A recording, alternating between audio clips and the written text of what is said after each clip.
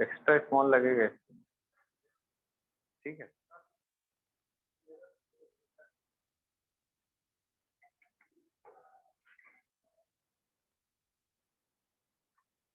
देखा बेटा, ऐसे धीरे धीरे खोल रहा है। चलो तो फिनाइल की थैलेसीमिया हो गया था ना? No sir. कलर ब्लाइंडनेस और हीमोफीलिया हुआ है ना? Yes sir. अच्छा, एक टॉपिक और है, मैं भूल जा रहा हूँ बार बार, टेस्ट क्रॉस।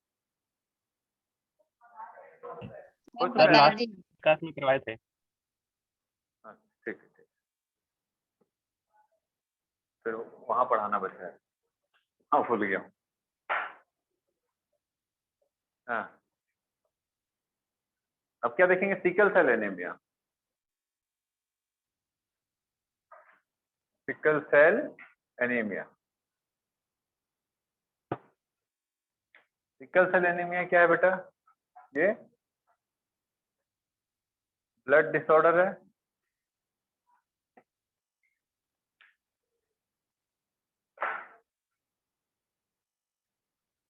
अब जो नॉर्मल आरबीसी है, यार ये पूरा पेन ही खराब है।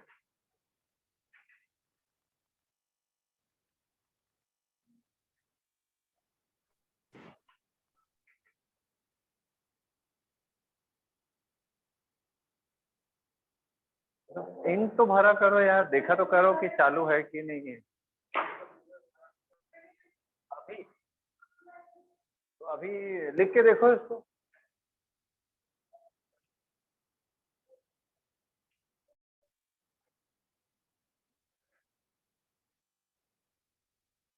देखो आरबीसी जो है, आरबीसी के अंदर मेनली क्या रहता है बेटा? हीमोग्लोबिन, ठीक है। तो हीमोग्लोबिन जो है, अपन सिकल सेल नहीं देखे है ना, हीमोग्लोबिन जो है ये किससे बनता है? हीम और ग्लोबिन, ठीक है। हीम जो रहता है वो आयरन और पोरफायरिन से, पंखा क्यों बंद किया? आयरन और पोरफायरिन से बनता है, ठीक है। हीम जो है वो आयरन और पोरफायरिन का कॉम्बिनेशन होता है। एंड ग्लोबिन क्या होता है? एक प्रोटीन होता है ना? ये सब अपन पहले भी डिस्कस किए। ये जो ग्लोबिन प्रोटीन होता है वो दो टाइप का प्रोटीन होता है, एक अल्फा और एक बीटा प्रोटीन, ठीक है। अल्फा और बीटा प्रोटीन, तो ये जो अल्फा प्रोटीन है ये बीटा प्रोटीन है, ठीक है। अल्फा प्रोटीन बीटा प्रोटीन, अब ये कुल मिलाकर के अमीनो एसिड से ही बनेगा। बीटा प्रोटीन भी अमीनो एसिड की चेन है, ठीक है। तो प्रोटीन को कौन सिंथेसाइज करता है बेटा? एमआरएनए। एमआरएनए जो रहता है वो डीएनए के द्वारा होगा, दैट इज जीन। और ये जो डीएनए है ये कौन से क्रोमोसोम का है? तो ये 11th क्रोमोसोम का है। 11th क्रोमोसोम मतलब 46 डीएनए होते हैं तो 46 डीएनए, 46 क्रोमोसोम होते हैं तो 46 डीएनए होगा, है ना। तो ये 11th क्रोमोसोम बोलूं या 11th नंबर का जो डीएनए है हमारे पास, है ना। आवाज आ रही है ऑनलाइन वाले लोगों को? Yes sir. हाँ, तो ये जो डीएनए है बेटा 11th क्रोमोसोम नंबर का, ये नॉट एक्स एंड वाई, ये ऑटोसोम है, ठीक है। तो ये जो डीएनए है उसका एक पर्टिकुलर जो जीन होगा वो एमआरएनए बनाएगा और वो पर्टिकुलर प्रोटीन बनाएगा। तो एक अल्फा डीएनए, एक अल्फा जीन होगा, अल्फा ग्लोबुलर जीन जो अल्फा प्रोटीन बनाएगा, और एक बीटा ग्लोबुलर जीन होगा जो बीटा प्रोटीन बनाएगा, है ना। तो इन दोनों को मिला करके हम लोग क्या करते हैं बेटा? क्या बोलते हैं? ग्लोबिन चेन टाइप होता है। मतलब ग्लोबिन, हीमोग्लोबिन का जो ग्लोबिन है वो अल्फा प्रोटीन की चेन और बीटा प्रोटीन की चेन से मिलकर बनता है। यहाँ तक समझ आ गया? और इन दोनों के लिए अलग अलग जीन होगा, तो इसके लिए भी जीन होगा और इसके लिए भी जीन होगा। समझ आ रहा बात? ये ऐसा बनेगा। क्लियर है इतना? है ना? चलिए, तो अब बात ये आती है कि अगर किसी कारणवश ये जो जीन है that is the part of DNA, ये जो जीन है दैट इज डीएनए का पार्ट है ना। ये जो जीन है डीएनए का पार्ट है, इसमें कोई चेंजेस आ गए तो ये एग्जाम में आता है कि किस टाइप के चेंजेस। तो सबसे पहले हम लोगों ने ये देखा sickle cell anaemia is a blood disorder, है ना। अब इसको सिकल सेल एनीमिया क्यों बोलते हैं? सबसे पहली बात, सिकल सेल, तो नॉर्मल जो आरबीसी का जो शेप होता है वो कैसा होता है? बाइकॉन, बाइकॉन्वेक्स या बाइकॉनकेव? बाइकॉनकेव, ठीक है। ये कुछ इस तरीके का होगा, कुछ इस तरीके का होगा, ठीक है। ये जो बाइकॉनकेव शेप है ये चेंज हो जाता है, चेंज हो जाता है to sickle shape, sickle shape. तो सिकल शेप क्या होता है? ये ऐसा, हंसिया समझते ना, हंसिया जैसे धान वान काटते हैं, तो ये हंसिया शेप का हो जाता है, सिकल शेप का हो जाता है, ठीक है। तो ये जो आरबीसी का शेप है ये इसमें चेंज हो गया। क्यों चेंज हो गया? क्योंकि जैसा हीमोग्लोबिन बनना चाहिए वैसा हीमोग्लोबिन इसमें नहीं बनता है। क्लियर है बात इतना? तो इसीलिए इसको सिकल सेल बोलते हैं। अब एनीमिया का मतलब क्या होता है? एनीमिया का मतलब होता है, बोलो, हाँ? किसका? हाँ, हीमोग्लोबिन की डेफिशिएंसी, उसी को हम हीमोग्लोबिन की डेफिशिएंसी, समझ आ रहा बात? हीमोग्लोबिन की डेफिशिएंसी होगी उसी को हम एनीमिया बोलते हैं। खून की कमी, तो खून की कमी का मतलब क्या है भैया? एनीमिया। खून की कमी को इन जनरल हम लोग एनीमिया वर्ड से डिनोट करते हैं, है ना। चलिए, देन अब ये जो डेफिशिएंसी है ये क्यों हो रहा है? क्योंकि हीमोग्लोबिन जिस जीन के द्वारा सिंथेसाइज होता है उस जीन में कुछ चेंजेस है, तो जितना हीमोग्लोबिन बनना चाहिए उतना हीमोग्लोबिन नहीं बन पाता, ठीक है। इसीलिए हीमोग्लोबिन अगर नहीं होगा तो ये जो आरबीसी है ये सही तरीके से बन नहीं पाएगा, सिकल शेप का आरबीसी बनेगा। और जब सिकल शेप का आरबीसी बनता है, सिकल शेप का जब आरबीसी बनता है तो ये आरबीसी जल्दी टूटता है क्योंकि ये हमारे बॉडी में कोई फंक्शनिंग नहीं कर पाता। तो ये क्या करेगा? ये ऑक्सीजन कैरी करेगा बट ये वैसा फंक्शनिंग नहीं कर पाता, इसीलिए इस टाइप के आरबीसी को हमारी बॉडी ब्रेक कर देती है। अनवांटेड है ये, समझ आ रहा बात है? तो इस ये हमारी बॉडी में 120 दिन चलेगा लेकिन ये ज्यादा दिन नहीं चल पाता, बनेगा कुछ दिनों बाद टूट जाएगा। तो सीधी सी बात है, नॉर्मल आरबीसी की बॉडी में कमी हो जाएगी तो एनीमिया होगा। तो क्यों कमी हो रहा है? क्योंकि सिकल शेप आरबीसी बन रहा है, नॉर्मल आरबीसी कम बन रहा है, इसलिए बॉडी में ब्लड की कमी हो जा रही है, जैसे आरबीसी और हीमोग्लोबिन की कमी हो जा रही है, इसीलिए वो सिकल सेल एनीमिया कहलाता है। क्लियर है इतना? क्लियर है?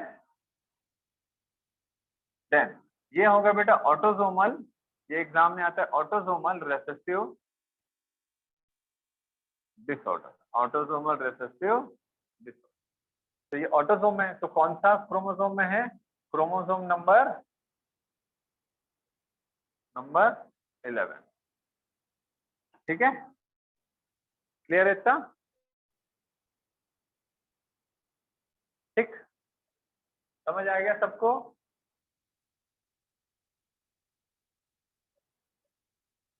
ये सब कुछ नहीं बेटा, ये सब तो आप जान रहे हो, ट्रांसक्रिप्शन ट्रांसलेशन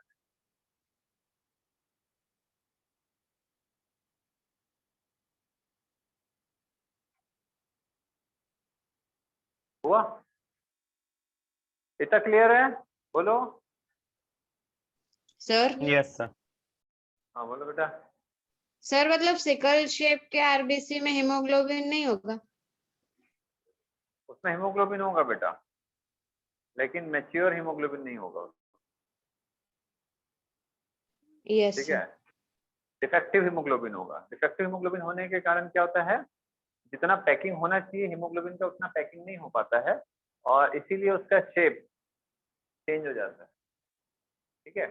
शेप चेंज हो जाएगा क्योंकि हीमोग्लोबिन की कमी हो जाती है, इसमें इसमें हीमोग्लोबिन की कमी, इसीलिए शेप ऑफ आरबीसी रिस्टोर नहीं हो पाता।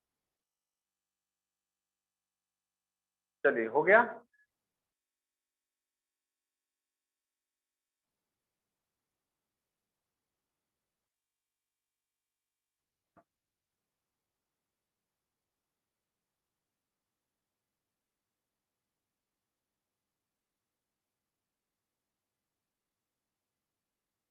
अब ये जो हो रहा है ये क्यों हो रहा है ना।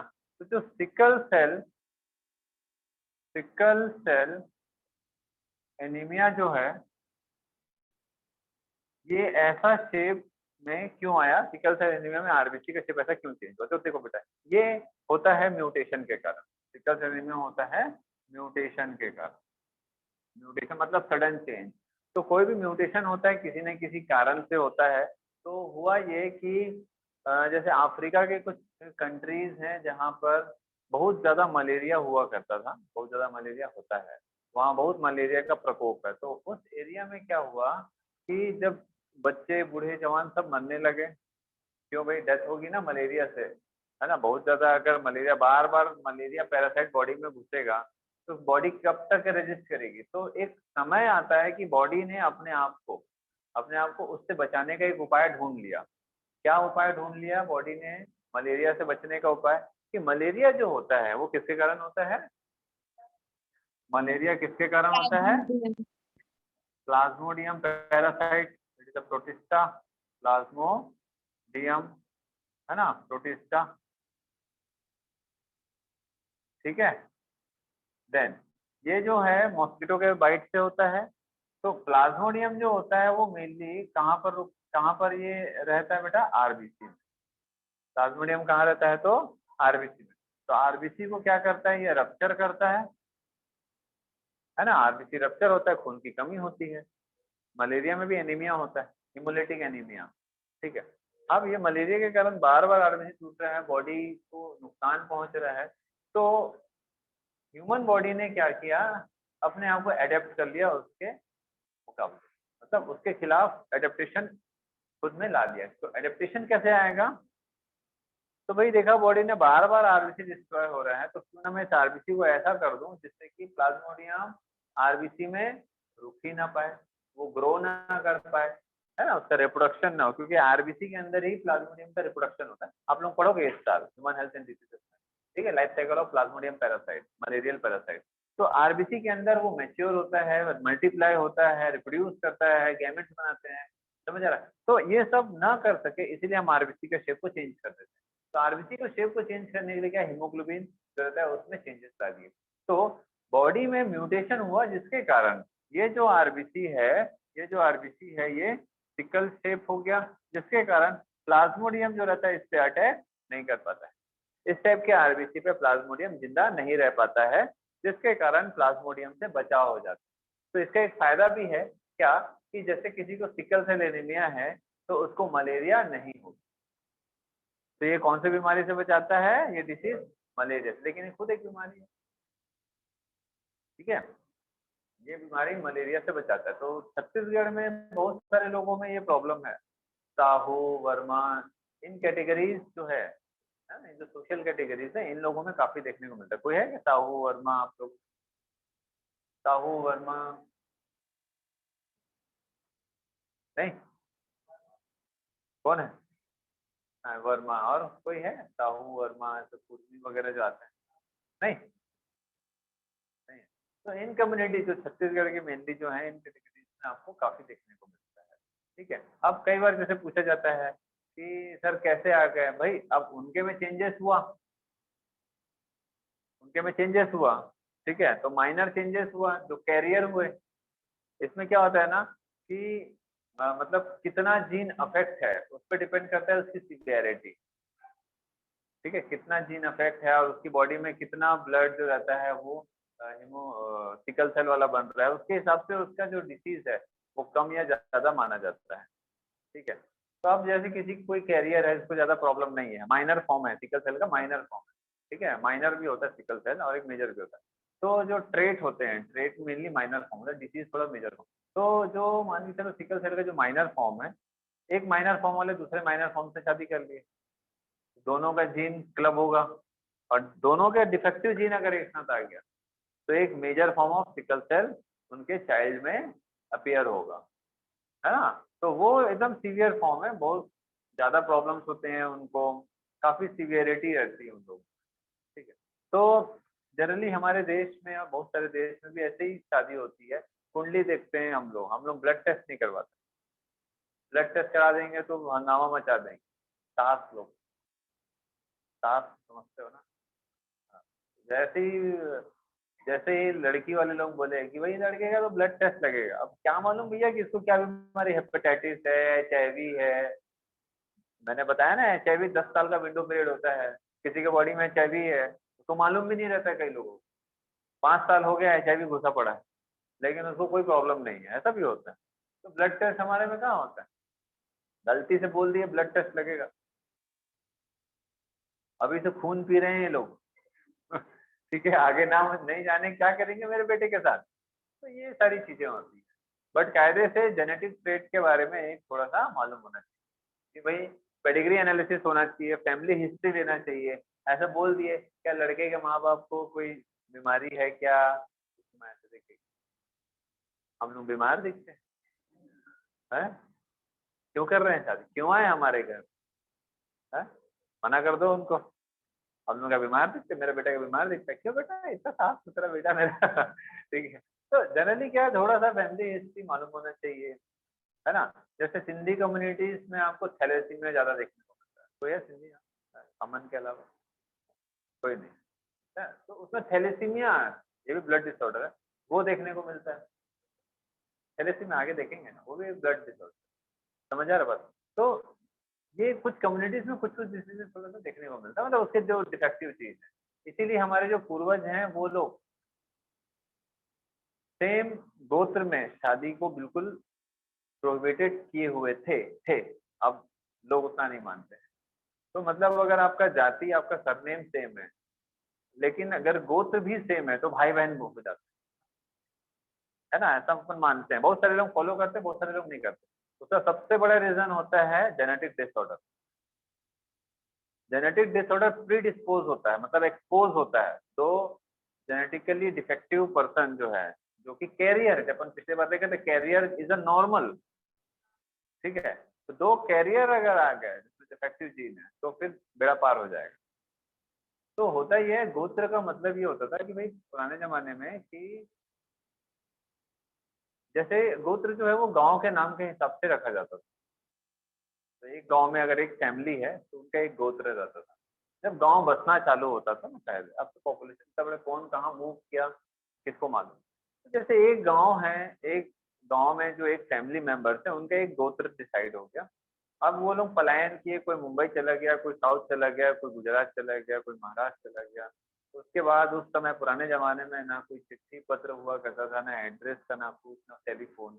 तो कई बार एक दूसरे से कांटेक्ट नहीं हुआ, 40 साल गुजर गया, एक भूल भी गए, उनके जो नेक्स्ट जनरेशन है वो अपने पूर्वजों को भूल भी गए, ना कोई पूछता है, काम में हर कोई इतना व्यस्त हो जाता है। तो अब जब कम्युनिकेशन डिस्टर्बेंसेस है तो वो जो गोत्र है, हो सकता है कि आप रायपुर में बैठे हो और महाराष्ट्र में आप ही के फैमिली मेंबर, मतलब जो मान लो आपके दादा के भाई के जो उनके जो ऑफस्प्रिंग्स हैं, जो जनरेशन हैं, वो बैठे हैं महाराष्ट्र में और आपको मालूम ही नहीं है ना। और वो दूर दूर तक के आपका कनेक्शन नहीं है और पता चला है ना, लेकिन आप दोनों ब्लड रिलेटिव हैं। ब्लड रिलेटिव, दादा के भाई के सारे लोग अपनी भाई बहन होते, तो ये ब्लड रिलेटिव है। अब अगर गोत्र से पता चल जाता है कि भाई चलो एक ही गोत्र है तो फिर शादी नहीं करेंगे, लेकिन अगर कर दिए तो क्या होगा, एक फैमिली में कोई जेनेटिक म्यूटेशन हुआ है तो उनके सारे जनरेशन में वो जेनेटिक म्यूटेशन ट्रांसफर होगा, इनहेरिटेंस होगा। समझ आ रहा बात। तो अगर एक एक पेरेंट्स हैं, अब उनके ऑफस्प्रिंग कन्वर्ट हुए तो इनमें भी रेसेसिव ट्रेट है, कैरियर, इधर भी रेसेसिव ट्रेट है, कैरियर। अब ये दोनों एक दूसरे को नहीं जानते, अब शादी के लिए गोत्र वगैरह पूछा गया और बता दिए, और उसके बाद एक दूसरे को पसंद आ गया। आजकल ऐसे होता है वो हम नहीं जानते, हम मॉडर्न जमाने के हैं, हम गोत्र वोत्र नहीं मानते, ये सब फालतू बातें हैं, हम तो शादी करेंगे, हमको पसंद आएगी, ठीक है समझ आ रहा बात। कर लिए, अब पता पड़ा इसमें भी कैरियर जीन है, ये इसमें भी कैरियर है, ये भी पर्सन, दोनों शादी किए। अब जो भी बच्चा होगा जेनेटिकली डिसेबल्ड, मतलब जेनेटिकली डिसीज होगा, क्योंकि उसमें कैरियर के दोनों हाफ हाफ जीन आएंगे और एक फुली कॉम्प्रोमाइज्ड पर्सन अपियर होने वाला है। समझ आ रहा बात। इसीलिए पुराने जमाने के लोग इतने बंदिशें लगा के रखते थे, मतलब अगर दूर से भी निकल गया ना कि रिश्तेदारी में है सगे, तो भी शादी नहीं करते थे। लेकिन कुछ जो रिलीजन है, कुछ रिलीजन है हमारे इंडिया में जिसमें सगे संबंधियों में भी शादी होता है, वो सबसे ज्यादा प्रोन होते हैं, सबसे ज्यादा अफेक्टेड होने के चांसेस उन्हीं लोगों में है। बहुत सारे जनरेशन साउथ के हैं, और भी मैं ऐसे नहीं लूँगा, है ना, ऑनलाइन में पढ़ा रहा हूँ तो ऑनलाइन में अपन नहीं करते क्योंकि ये लाइव होता है, ठीक है। ऑफलाइन रहता है तो अपन बता देते। तो बहुत सारी कम्युनिटीज हैं, आपको ही मालूम होगा, आप इससे समझदार हो। तो उनमें ये जब शादी होती है तो ऐसा प्रीडिस्पोज मतलब जेनेटिक जो कॉम्बिनेशन है वो एक साथ आने का काफी डर रहता है और उनमें काफी जेनेटिक बीमारियों का खतरा बना रहता है। इसीलिए हमारे पूर्वज जो थे, जो ज्ञानी महात्मा लोग थे, वो लोग ये सारी चीजों को बैन करके रखते थे, है ना। तो हमको कुछ चीजों को हमेशा मानना चाहिए, अगर कुछ चीजें बहुत साल से है, लेकिन आपको उसके बारे में पहले नॉलेज होना चाहिए कि ये क्यों, ऐसे नहीं कि अंधाधुंध, है ना, ताबीज पहन ले और छत से कूद कुछ नहीं होगा, ये सारी चीजें नहीं। आपको कॉन्सेप्ट थोड़ा सा पता होना चाहिए कि ये कोई प्रथा है तो क्यों है, उसके क्या रीजन थे पुराने जमाने में, क्या अब वो रीजन अभी अप्लाई होते हैं ताकि हम उसको फॉलो करें, है ना, ताकि हम उसको फॉलो करें, उसके हिसाब से आपको फॉलो करना है। चलो, तो अब ये तो हो गया म्यूटेशन। तो ये जो म्यूटेशन था ये मलेरिया से बचाव के लिए हुआ था। तो ये जो म्यूटेशन होता है ये पॉइंट म्यूटेशन होता है। कौन सा म्यूटेशन है ये? Point mutation. अब पॉइंट म्यूटेशन, आवाज आ रही है बेटा ऑनलाइन वाले लोगों को? यस। अब ये पॉइंट म्यूटेशन क्या होता है ध्यान से समझे कि जैसे मान के चलो कि मैंने बताया कि जो ग्लोबिन है, ग्लोबिन जो प्रोटीन है ये दो अमीनो एसिड की चेन से बनता है, एक अल्फा चेन और एक बीटा चेन, ठीक है, बीटा चेन। अब देखो यहाँ पर अल्फा चेन और बीटा चेन। अब ये जो बीटा चेन है बेटा, बीटा चेन है, ये अमीनो एसिड से बनेगा बहुत सारे, अपन गिनते नहीं बैठेंगे, 1 2 3 4 5 6 7 8 9 10 एंड सो ऑन, ठीक है, ऐसे बहुत सारे अमीनो एसिड से बना है। अब ध्यान से समझना, ये जो अमीनो एसिड है, ये अमीनो एसिड है ये किसकी कोडिंग से बनता है बोलो? mRNA, mRNA, ठीक है, mRNA से बनता है, ठीक है, mRNA। अब इधर देखो,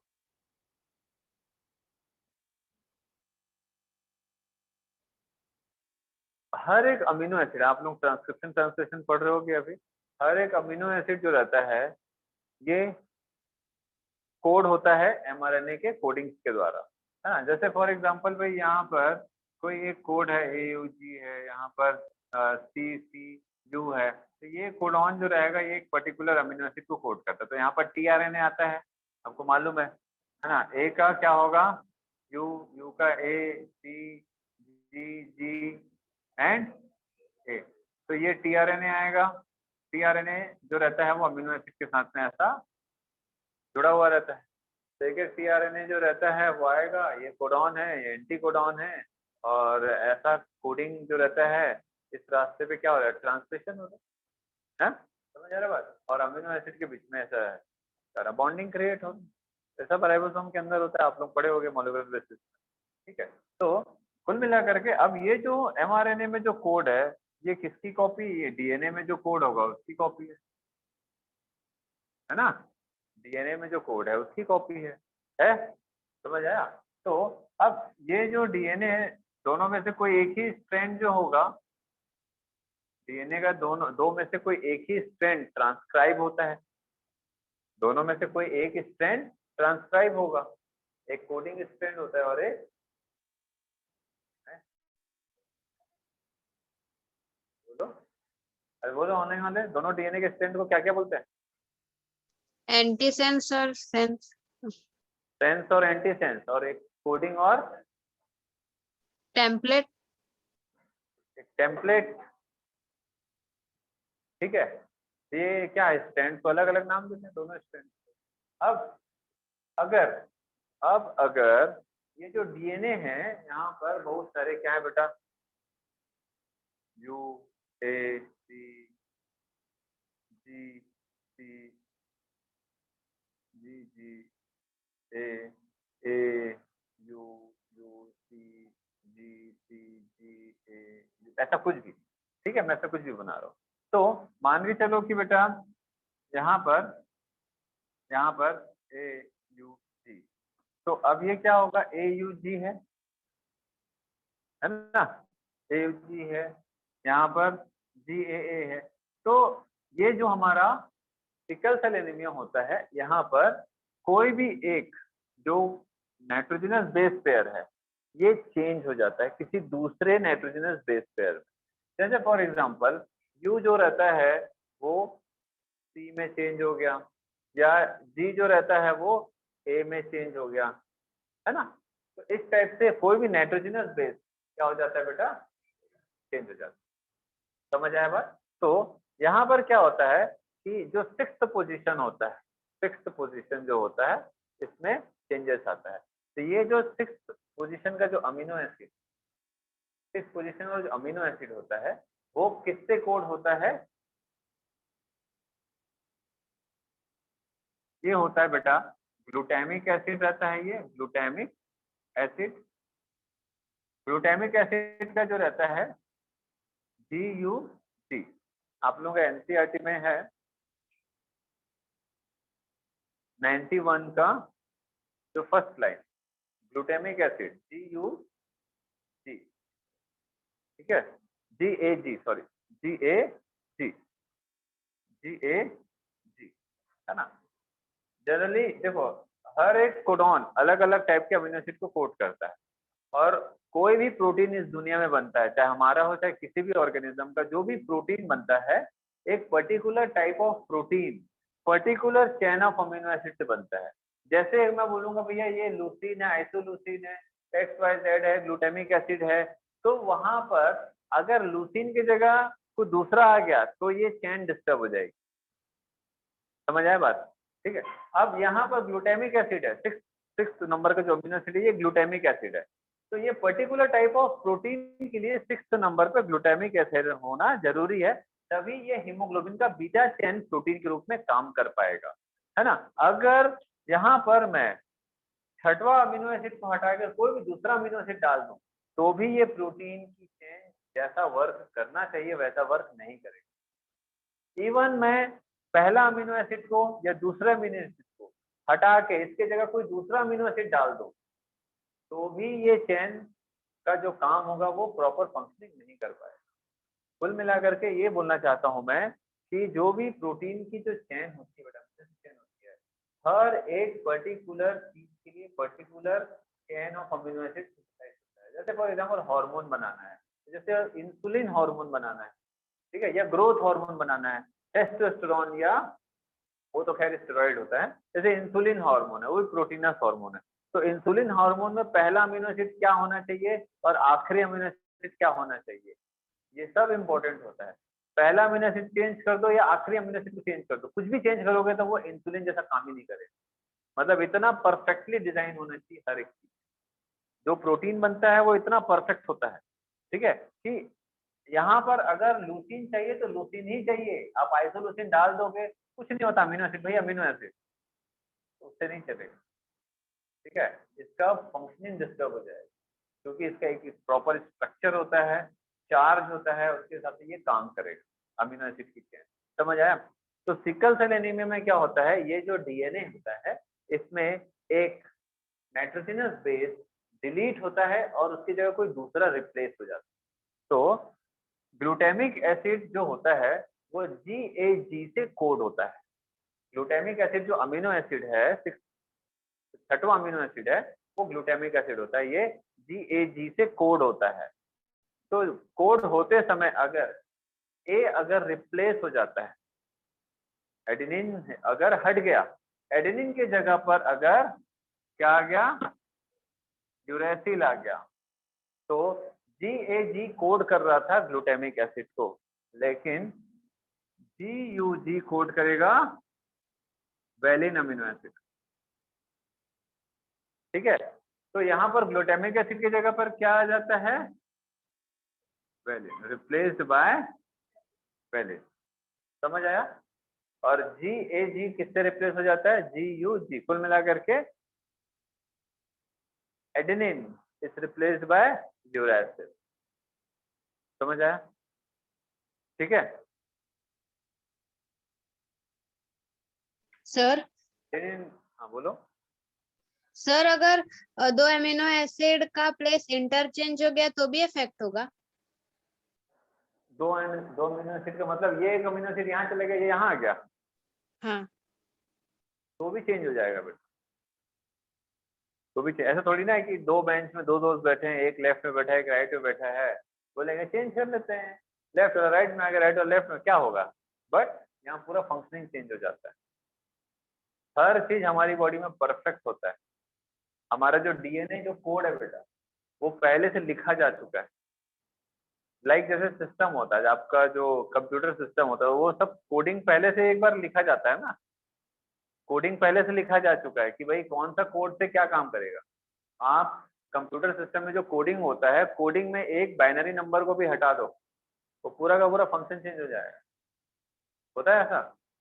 सेम वैसे ही यहाँ पर भी है। एक कोड में से आपको पूरा अमीनो एसिड को ही चेंज करने बोल रहे हो। मैं बोल रहा हूँ अमीनो एसिड को कोड करने वाला जो ट्रिपलेट कोडॉन होता है, ट्रिपलेट कोडॉन का एक नाइट्रोजनस बेस भी चेंज हो गया तो भी पूरा फंक्शन चेंज हो जाता है। ठीक है, तो अमीनो एसिड को चेंज करना तो बहुत बड़ी बात हो जाती है। ठीक है, तो ये क्या हो रहा है बेटा, यहाँ पर कौन सा अमीनो एसिड चेंज हो रहा है? सिर्फ 6th पोजीशन का ग्लूटामिक एसिड से वेलिन बन गया, है ना? समझ आ रहा है बात? तो बाकी इससे पहले जो अमीनो एसिड थे सब नॉर्मल है जो पहले थे, इसके बाद वाले भी ऐसे जो थे वही रहेंगे। तो किसी एक पॉइंट पर अमीनो एसिड में चेंजेस आता है, इसीलिए इसको क्या बोलते हैं? Point mutation. समझ आया? क्लियर है बेटा? Yes sir. इसको उतार लो जल्दी से।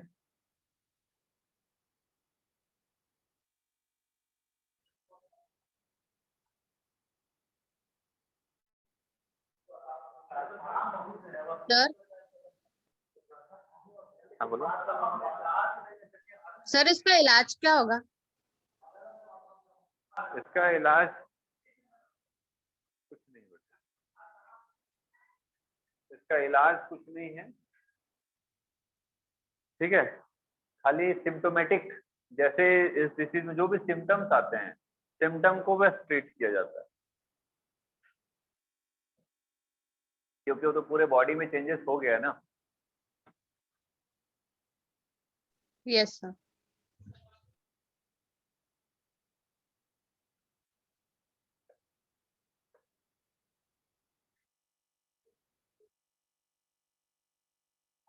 ये तो पूरे बॉडी में हो गए चेंजेस। अब जैसे सिकल सेल वाले लोगों में आरबीसी जो बनता है सिकल शेप होता है। तो जैसे भाई अब नॉर्मल जो आरबीसी है वैसे बाइकॉनकेव है, पतली पतली ब्लड वेसल से निकल जाते हैं।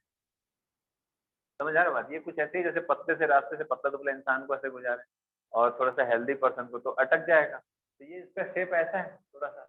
तो पतले पतले ब्लड वेसल में क्या होता है, ऐसा अटक जाता है कैपिलरीज। तो जहां पर वो रुकता है उधर ऑक्सीजन सप्लाई कम हो जाता है। समझ आ रहा बात? तो इसीलिए ये जो पर्सन होते हैं जो सिकल सेल जिनमें थोड़ा सा प्रॉब्लम ज्यादा होता है, जैसे आरबीसी ज्यादा, मतलब किसी में कम किसी में ज्यादा होता है अकॉर्डिंग टू जितना जीन अफेक्टेड है उसकी बॉडी में। तो जैसे किसी किसी का बहुत सीवियर होता है तो उनके में क्या होता है, ऑक्सीजन सप्लाई हमेशा कम रहता है, हीमोग्लोबिन कंटेंट हमेशा कम मिलता है, आरबीसी ज्यादा से ज्यादा टूटते जाता है, तो जॉन्डिस के सिम्टम्स आते हैं उनके में, है ना? समझ आ रहा बात? ये सारे प्रॉब्लम्स आते हैं। तो अब आरबीसी जब टूटता है तो भाई सीधी सी बात है, ज्यादा अगर टूटेगा तो जॉन्डिस के सिम्टम आते हैं और एनीमिया हमेशा रहेगा। क्यों? आरबीसी टूटेगा तो हीमोग्लोबिन की कमी रहेगी। इनमें 10 ग्राम पहुंच गया तो बहुत बड़ी बात है, हमेशा 10 ग्राम से अंदर रहता है मोस्टली, इनमें सिम्टम्स आते हैं। 10 ग्राम से ऊपर जाता नहीं है हीमोग्लोबिन कंटेंट। ठीक है, बहुत कम हो जाता है कई बार। तो सुस्ती, लेथार्जी, है ना, ब्लड की कमी के कारण जो भी प्रॉब्लम्स होती है, इम्यूनिटी कम, ये सारी प्रॉब्लम्स आते हैं। अब इन बहुत ज्यादा ठंड वंड में क्या होता है, ब्लड वेसल जो पतली पतली ब्लड वेसल है कॉन्स्ट्रिक्ट होते हैं ठंड में। तो ब्लड वेसल कॉन्स्ट्रिक्ट होते हैं तो क्या ब्लड सप्लाई कम हो जाता है, तो मसल्स में पेन चालू हो जाते हैं। ये सारे प्रॉब्लम होते हैं बहुत सारे। ठीक है, बहुत सारे लोगों में होता है ऐसा। इनको हिल स्टेशन लेके चल दो, जैसे हिल स्टेशन लेके जाएंगे पहला ठंड होगा, दूसरा सबसे बड़ा प्रॉब्लम है हिल स्टेशन में जाने में कि ऑक्सीजन डेंसिटी कम है, ऑलरेडी हीमोग्लोबिन कम है, तो बॉडी क्या करता है, आरबीसी का नंबर और बढ़ा देता है। तो हिल स्टेशन में अगर लेके जाते हैं तो आरबीसी का नंबर बढ़ेगा, तो साथ में सिकल सेल आरबीसी का नंबर भी बढ़ेगा। तो जितना ज्यादा सिकल सेल आरबीसी होगा वो ब्लड वेसल में अटकना चालू कर देंगे, तो बॉडी के ऑर्गन से ब्लड सप्लाई धीरे धीरे कम होना चालू हो जाता है, क्योंकि बहुत बड़ा एक प्रॉब्लम है। आप 24 घंटे बाद इनकी बॉडी में प्रॉब्लम आना चालू हो जाता है, क्योंकि सिकल सेल बढ़ जाता है। आपको मालूम है कि हिल स्टेशन में जाने से आरबीसी का नंबर बढ़ता है, मालूम है? नहीं मालूम है?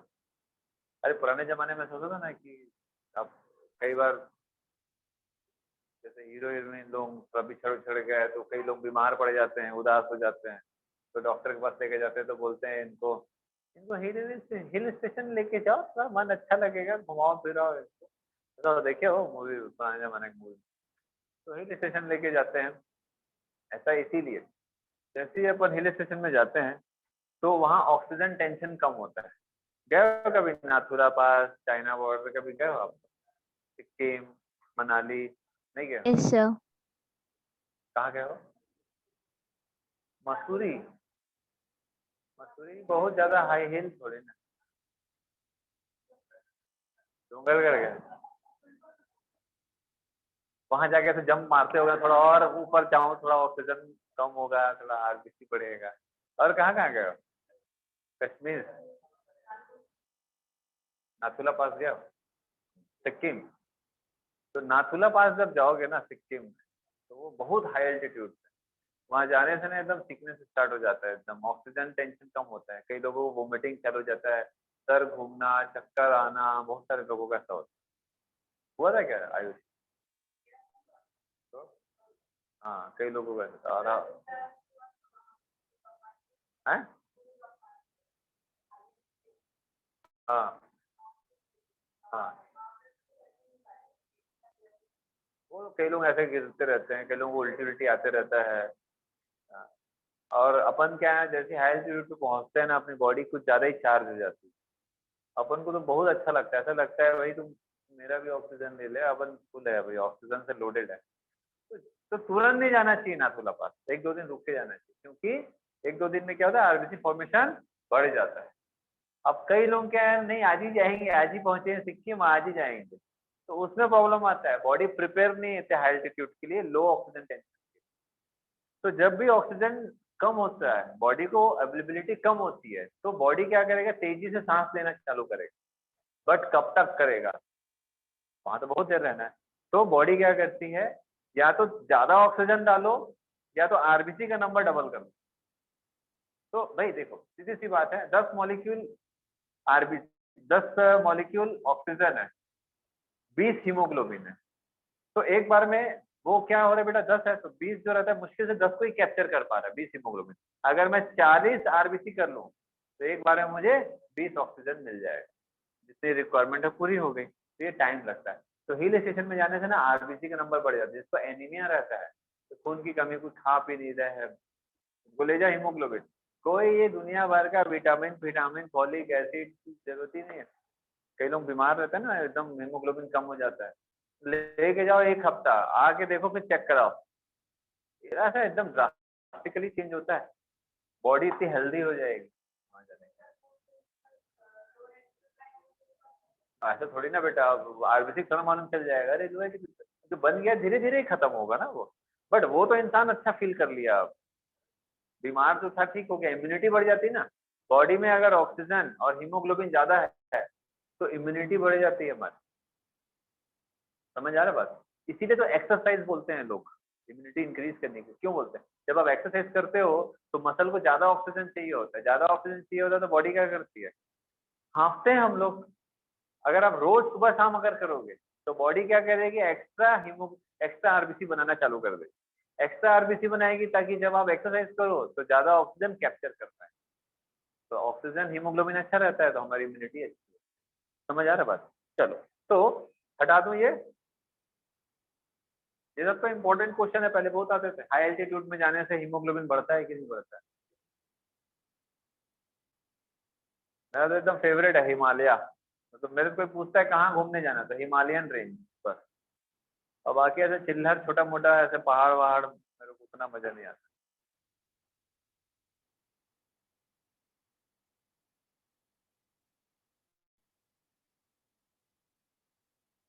हटा दो, चलिए।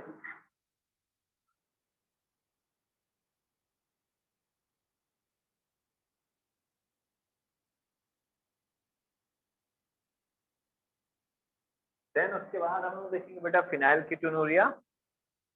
ये एक इनबॉर्न एरर ऑफ मेटाबॉलिज्म है।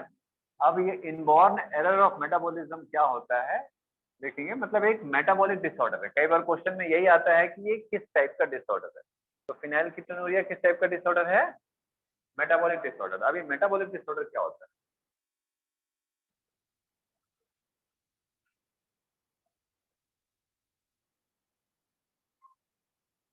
इनबॉर्न मतलब पैदा होने के साथ रहता है।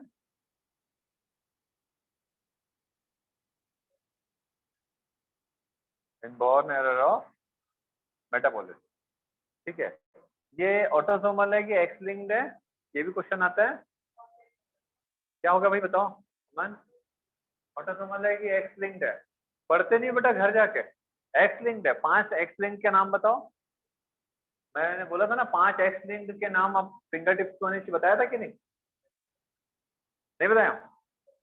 हाँ तो बताओ, चलो बताओ अमन, 5 एक्स लिंक्ड डिसीज के नाम बताओ। 5 एक्स लिंक्ड डिसऑर्डर के नाम आपके एकदम फिंगर टिप्स पे होने चाहिए। ये खत्म, ऐसा। 4 पता है, 3 पता है। क्यों भाई? 2 रोटी खाते तो 2 ही रोटी खाओ ना। 1, 1.5, सवा रोटी ऐसे खाते हो तो फिर खाने पीने में तो सब बराबर होना चाहिए। एक सैंडविच मतलब एक सैंडविच, छोटा टुकड़ा भी नहीं मिलेगा किसी को। पढ़ाई में आधा 2, 3 एग्जाम्पल, ये क्या है भाई? किसको याद है? ऑनलाइन वाले लोगों को जल्दी बताओ। आकृति, परमिंदर, हरलीन, यस 5 नाम बेटा बताए हो नहीं बताए हो? हिम यस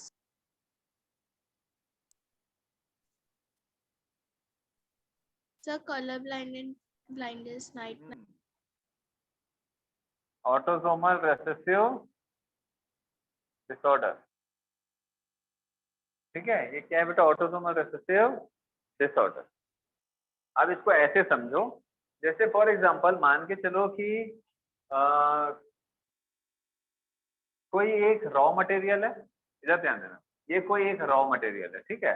इस रॉ मटेरियल को क्या होना है भैया? जैसे ये एक रॉ मटेरियल है, हमारी बॉडी में आया, हमारी बॉडी में एक रॉ मटेरियल है। इस रॉ मटेरियल को हम कोई एक प्रोडक्ट में चेंज करें जिसको हम यूटिलाइज करेंगे, ठीक है। तो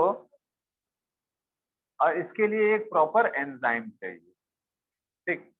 ये रॉ मटेरियल से हम इस प्रोडक्ट को कन्वर्ट करने के लिए इस एंजाइम की मदद लेते हैं। एंजाइम इज अ प्रोटीनर, और एंजाइम को कौन बनाएगा भैया? जीन, है ना। अगर इस जीन में डिफेक्ट है, तो क्या होगा? ये एंजाइम नहीं बनेगा। एंजाइम नहीं बनेगा तो ये कन्वर्जन नहीं हो पाएगा। रॉ मटेरियल जो रहता है एक्यूमुलेट होगा, है ना, जो कि हमारे लिए हार्मफुल है ना, जो कि हमारे लिए हार्मफुल है। क्लियर है बात? तो फिनाइल कीटोनुरिया में आप लोग जो भी एनसीईआरटी में लिखा है एज सच आपको वैसा ध्यान रखना। तो क्या हो रहा है भैया? इसमें अफेक्टेड इंडिविजुअल में कौन से एंजाइम की कमी रहती है जो फिनाइल एलानाइन को टायरोसिन में कन्वर्ट करता है? तो यहाँ पर रॉ मटेरियल क्या है? Phenyl alanine, phenyl NRI phenyl alanine को टायरोसिन में कन्वर्ट करता है। क्या होता है फिनाइल एलानाइन और टायरोसिन? क्या होता है? ये सब अमीनो एसिड है। समझ आ रहा बात? तो ये जो एंजाइम है इसकी कमी होती है, ठीक है। ये एंजाइम जो रहता है एब्सेंस होता है। समझ आया? फिनाइल एलानाइन को टायरोसिन में कन्वर्ट करने वाला जो एंजाइम होता है उसकी कमी होती है।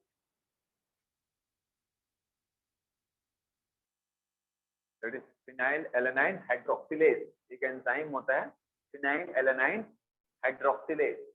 Phenyl alanine hydroxylase enzyme phenyl alanine को कन्वर्ट करता है टायरोसिन अमीनो एसिड में, है ना। तो अगर फिनाइल एलेनाइन का कन्वर्जन इनहिबिट हो जाएगा, इसका कन्वर्जन इनहिबिट होगा, तो ये फिनाइल एलेनाइन जो रहता है ये एक्यूमुलेट होगा बॉडी में, और एक्यूमुलेट होगा तो बॉडी इसको किसी न किसी फॉर्म में कन्वर्ट करेगी। समझ आ रहा है बात? इसको किस फॉर्म में, आवाज आ रहा है क्या ऑनलाइन वाले लोगों को? Yes sir. तो इसको किस फॉर्म में कन्वर्ट करेगी?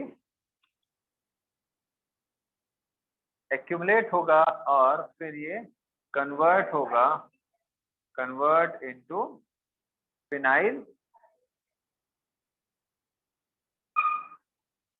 Pyruvic acid. Phenyl pyruvic acid जो होता है ये एक्यूमुलेट होगा ब्रेन में एंड ब्रेन के फंक्शनिंग को डिस्टर्ब करेगा, ठीक है, ब्रेन के फंक्शनिंग को अफेक्ट करेगा। क्लियर है बात?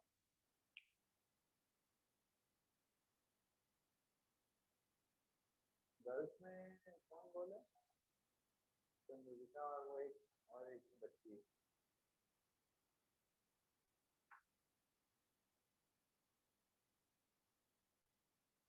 आप लोग थोड़ा ना फोकस करने की आदत डालो क्लास को। कई बच्चे लोगों में ना फोकस की बहुत कमी होती है, मैक्सिमम लोगों में, नॉट थोड़े बहुत नहीं, मैक्सिमम बच्चों में फोकस की कमी होती है। क्लासरूम में बैठते हो बट ध्यान नहीं रहता है। एक दिन में नहीं होता है। आप क्लासरूम में बैठते हो तो एक ही चीज सोचा करो कि मुझे जो कुछ भी यहाँ पर पढ़ाया जा रहा है मुझको इसी क्लासरूम में याद करके घर जाना है। मतलब ऐसा सुना करो कि याद हो जाए, ऐसा सुनना है कि याद हो जाए, घर जाके रटना ना पड़े, घर जाके आधे घंटे में रिवीजन करके खत्म करें थ्योरी। मतलब ऐसा आप कंसंट्रेशन के साथ बैठा करो। एक दिन में नहीं होता है, वो टाइम लगता है। इसके लिए एक चीज कॉम्प्रोमाइज करना पड़ता है, सब चीज छोड़ छाड़ के पढ़ाई में ध्यान देना पड़ता है। मतलब आप बहुत इधर उधर की चीजों में इन्वॉल्व रहोगे तो इधर उधर ध्यान भी जाएगा, है ना। चलिए, हो गया क्या? आप लोगों के साइज का नहीं है क्या टीचर? है तो यार, एक्सेल तो लिए। नहीं नहीं, ऐसा नहीं है, वो अलग अलग टी-शर्ट कंपनी बनाने वालों का अलग अलग रहता है।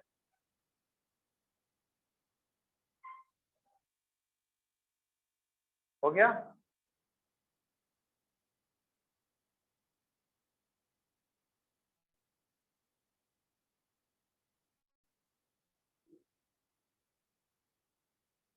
ये देखो, चलो हटा दो बेटा इसको। Yes sir. ये क्वेश्चन आता है फिनाइल कीटोनुरिया का, ठीक है, इंपॉर्टेंट है सब। जो जो लिखा हूँ वो सब ध्यान रखना। देन उसके बाद देखेंगे और एक इम्पोर्टेंट क्या है,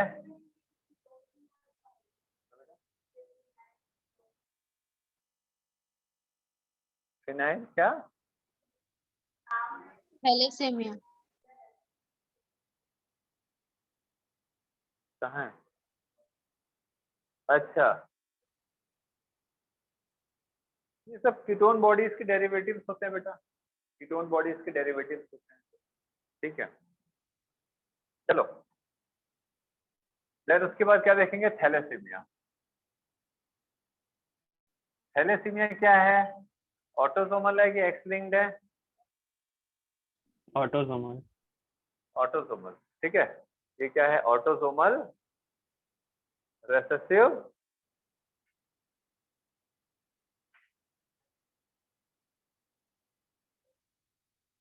ठीक है, ऑटोसोमल रेसेसिव डिसीज। ये भी क्या है बेटा? एक प्रकार का ब्लड डिसऑर्डर है। बताया था थोड़ी देर पहले, 3 टाइप का ब्लड डिसऑर्डर हम पढ़ते हैं, क्या क्या? हीमोफीलिया, सिकल सेल और थैलेसीमिया। उसमें से हीमोफीलिया बस एक्स लिंक्ड होता है, बाकी सिकल सेल और थैलेसीमिया दोनों के दोनों। तो ऐसे ध्यान रखना, हीमोग्लोबिन से डिफेक्टेड, हीमोग्लोबिन डिफेक्टेड जो ब्लड बॉर्न डिसीज होता है, जेनेटिक डिसीज होता है, वो सब ऑटोसोमल है। क्योंकि हीमोग्लोबिन के लिए जो जीन है वो 11th क्रोमोसोम में पाया जाता है, तो ये ऑटोसोमल हुआ। और हीमोफीलिया के लिए जो क्लॉटिंग फैक्टर्स होते हैं उसके लिए जो जीन है वो एक्स क्रोमोसोम। समझ आया? बस बहुत इंपॉर्टेंट है, ध्यान रखना, है ना। चलिए, अब थैलेसीमिया क्या होता है? तो थैलेसीमिया जो रहता है वो किस टाइप का म्यूटेशन है? It is frame shift mutation. बहुत बार आता है ये बताऊंगा फ्रेम शिफ्ट का मतलब क्या होता है। फ्रेम शिफ्ट म्यूटेशन, और इसको बोलते हैं जिब्रिश म्यूटेशन।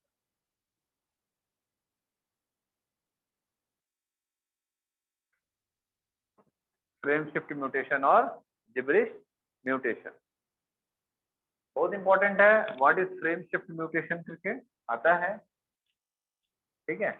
अब देखो बेटा, इसमें क्या होता है, कुल मिलाकर के इसमें हीमोग्लोबिन डिफेक्टिव बनता है। हीमोग्लोबिन का फॉर्मेशन ही नहीं होता। डिफेक्टिव क्या, हीमोग्लोबिन ही नहीं बनता है। एक तो सिकल सेल में हम लोगों ने देखा था डिफेक्टिव हीमोग्लोबिन बन तो रहा है, लेकिन बन तो रहा है हीमोग्लोबिन, इसमें तो हीमोग्लोबिन की चेन ही नहीं बनती है, पूरा चेन ही डिस्टर्ब हो जाता है। अब ये कैसा है? हीमोग्लोबिन दो चेन होता है, क्या क्या? अल्फा चेन और बीटा चेन। तो ये दो टाइप से होता है। हम लोगों ने सिकल सेल में क्या देखा था? बीटा चेन, मतलब दोनों में से किसी एक चेन में एक जगह बस एक अमीनो एसिड में चेंजेस होता है, इसलिए उसका थोड़ा शेप चेंज हो जाता है हीमोग्लोबिन का। इसलिए वो एफिशिएंट नहीं होता है उतना ज्यादा नॉर्मल हीमोग्लोबिन के मुकाबले कि ऑक्सीजन को कैरी कर सके। ठीक है, समझ आ रहा बात? यहाँ पर क्या होता है, या तो अल्फा चेन पूरा डिस्टर्ब होगा या बीटा चेन पूरा डिस्टर्ब हो जाएगा, दोनों में से कोई एक चेन ही नहीं बनता। अब ये कैसे होता है? अगर अल्फा चेन के डिस्टर्ब होने से डिसीज होगा तो उसको अल्फा थैलेसीमिया बोलते हैं, और बीटा चेन अगर डिस्टर्ब होता है तो उसके डिस्टर्बेंसेस से उसको क्या बोलते हैं? Beta thalassaemia. ठीक है, समझ आया? अब देखो, ये बहुत ही इंटरेस्टिंग है, ये फ्रेम शिफ्ट म्यूटेशन क्या होता है। अब ध्यान से देखेंगे, जैसे ये अमीनो एसिड की चेन है,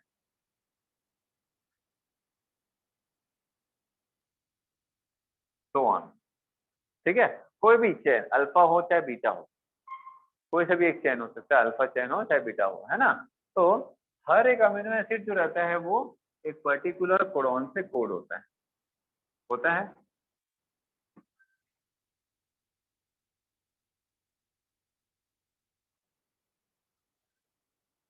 चलो, अब जैसे मैं कुछ भी एक हाइपोथेटिकल लिख रहा हूँ, हाइपोथेटिकल ट्रिपलेट कोडॉन का एक सीक्वेंस लिख रहा हूँ।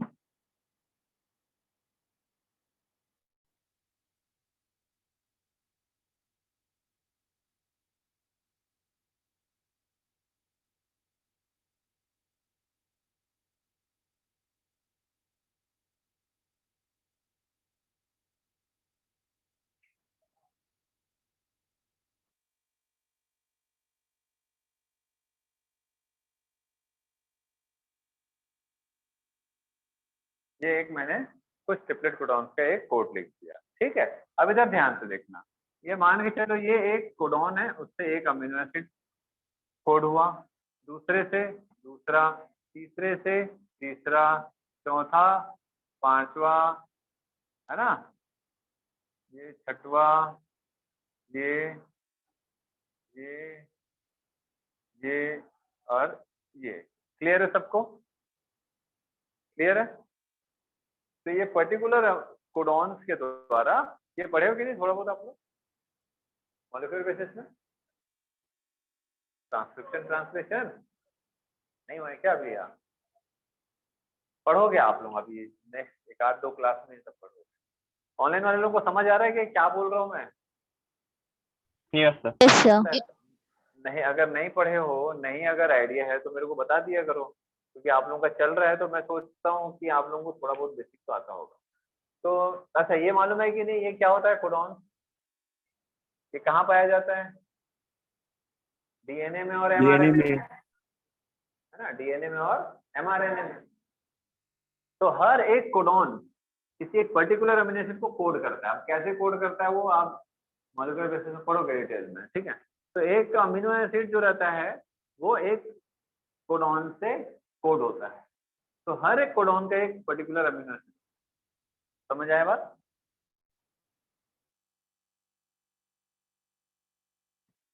ठीक है, यहाँ तक समझ आया?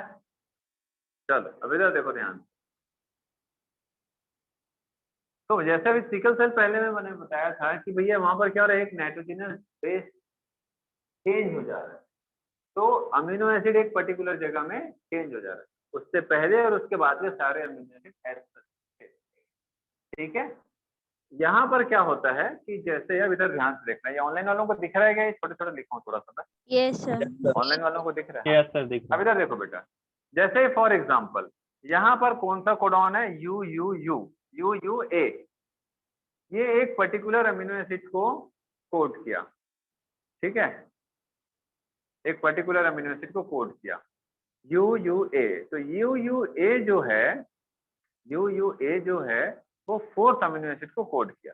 मे बी ये फोर्थ अमीनो एसिड कुछ भी हो सकता है, जैसे फॉर एग्जांपल मैं इसको वेलिन ले रहा हूँ। ठीक है, वो आप लोग पढ़ोगे तब आप लोगों को आ जाएगा कि कौन कौन सा कोडॉन कौन कौन सा अमीनो एसिड कोड करता है। मैं यहाँ पर रफली एक एग्जांपल के तौर पर ले रहा हूँ। ठीक है, तो उसको मैं अभी नहीं पढ़ाता हूँ, इसलिए मैं एग्जाम्पल के तौर पर ले रहा हूँ।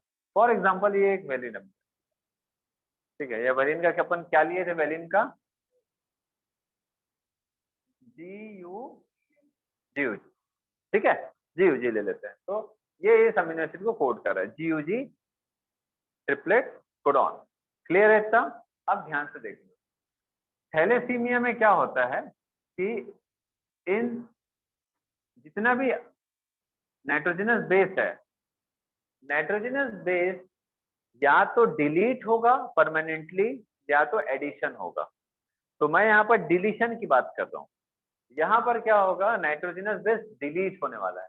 तो मैं क्या कर रहा हूँ, एक यू को डिलीट कर दे रहा हूँ। यहाँ देखना, मैं यहाँ पर इसको ऐसा ब्लैक से हल्का सा ऐसा कि यहाँ ये बेचारा था, उसका एक रेमिनेंट दिखा रहा हूँ कि ये था।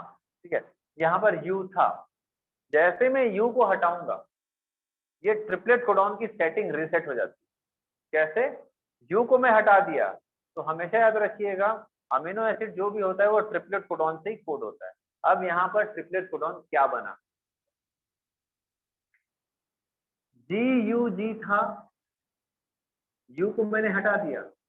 अब ट्रिपलेट कोडॉन क्या होगा, ये तो जिसको कोड करना है करेगा, क्योंकि जब भी ट्रांसलेशन होता है अमीनो एसिड बनता है तो ऐसे लेफ्ट टू राइट एक डायरेक्शन में ट्रांसलेशन होता है।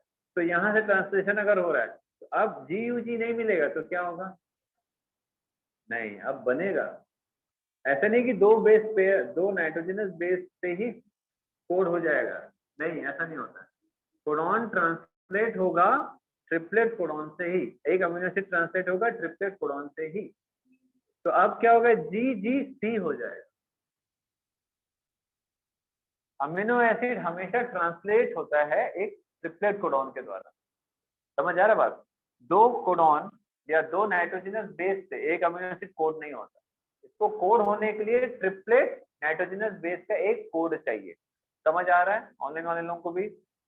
Yes sir. समझ आ रहा है?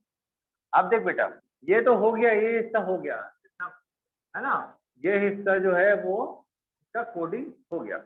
अब ये जो जी यू जी था, यू हटा दिया, तो अब यू जब मैं हटाऊंगा तो अब यहाँ पर ट्रिपलेट कोडॉन फिर से रीसेट हो जाएगा।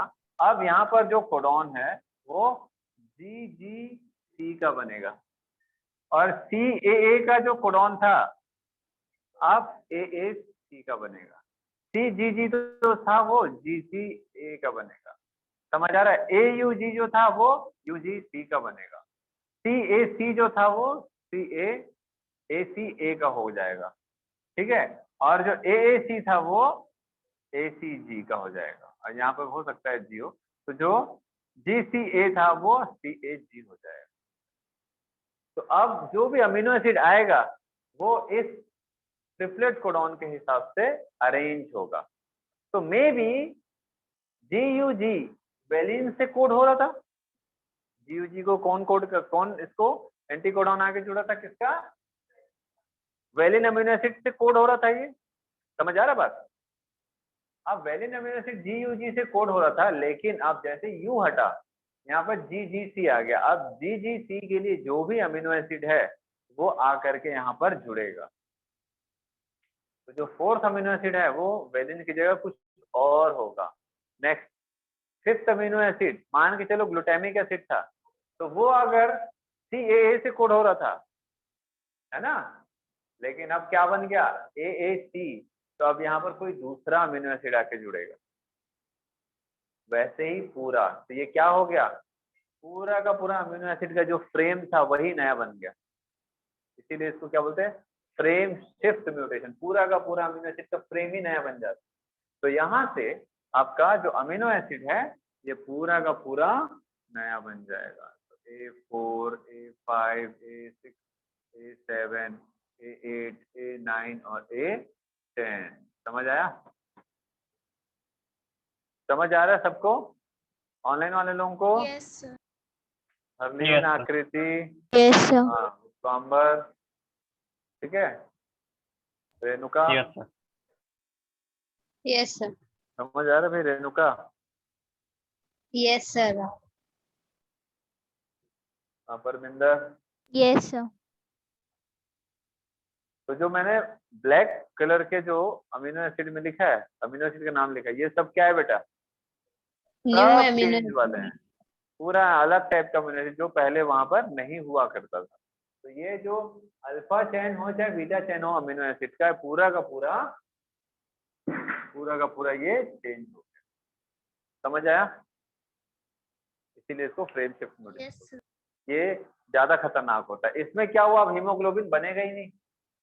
हीमोग्लोबिन नहीं बनेगा तो आरबीसी मैच्योर नहीं होगा, आरबीसी मैच्योर नहीं होगा तो हीमोग्लोबिन की कमी, आरबीसी की कमी, खून की कमी, इनको रिपीटेड ब्लड डोनेशन की जरूरत होती है, ब्लड ट्रांसफ्यूजन की जरूरत होती है, इनको लगते रहता है ब्लड, है ना, डिपेंड ऑन सिवियरिटी, किसी के में अल्फा है या बीटा थैलेसीमिया। समझ आया बात? ठीक है। सर ऐड वाले में भी ऐसा ही होगा क्या? हाँ बेटा, सर कोई नाइट्रोजनस बेस एडिशन, ऐड हो जाएगा? हाँ, अगर इसमें कोई नाइट्रोजनस बेस ऐड हो गया, इसमें कोई नाइट्रोजनस बेस ऐड हो गया तो भी वही होगा। जैसे फॉर एग्जांपल यहाँ पर GUG था, है ना? नहीं बेटा, ये तो मैं नॉर्मल लिख रहा हूँ, पेयरिंग नहीं बन रहा था ना ऐसा। अब देखो, जैसे ये GUG के बाद क्या आ गया, फॉर एग्जांपल A डाल दो, अब भी वही प्रॉब्लम। क्या, यहाँ का तो अमीनो एसिड सेम बन जाएगा, आगे का चेंज हो जाएगा। कैसे? CAA ACA हो जाएगा। अब यहाँ से ट्रिपलेट कोडॉन बन जाएगा। समझ आ रहा है?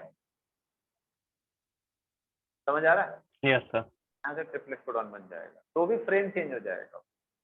अगर यहाँ ऐड हो गया तो सेकंड नंबर से चेंज हो जाएगा, पूरा अमीनो एसिड का फ्रेम चेंज हो जाता है।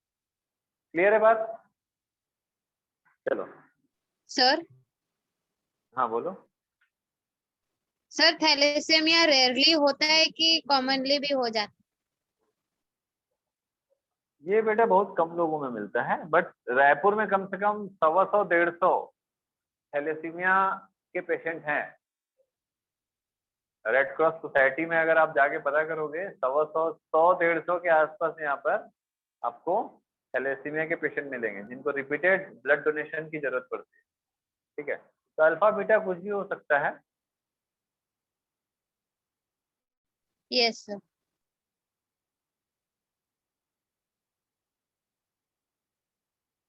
क्लियर है? NCERT का जो थैलेसीमिया वाला है उसमें मैं कुछ टिक करवा रहा हूँ, तो टिक करिए।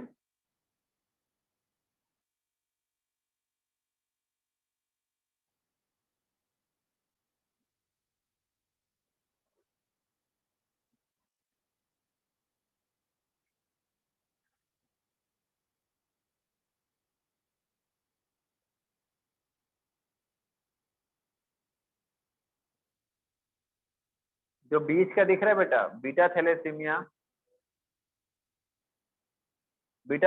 दिख रहा है। Production of beta globin chain is affected. Alpha thalassaemia is controlled by two closely linked gene HBA1 and HBA2, underline करेंगे, ऑन क्रोमोसोम नंबर 16।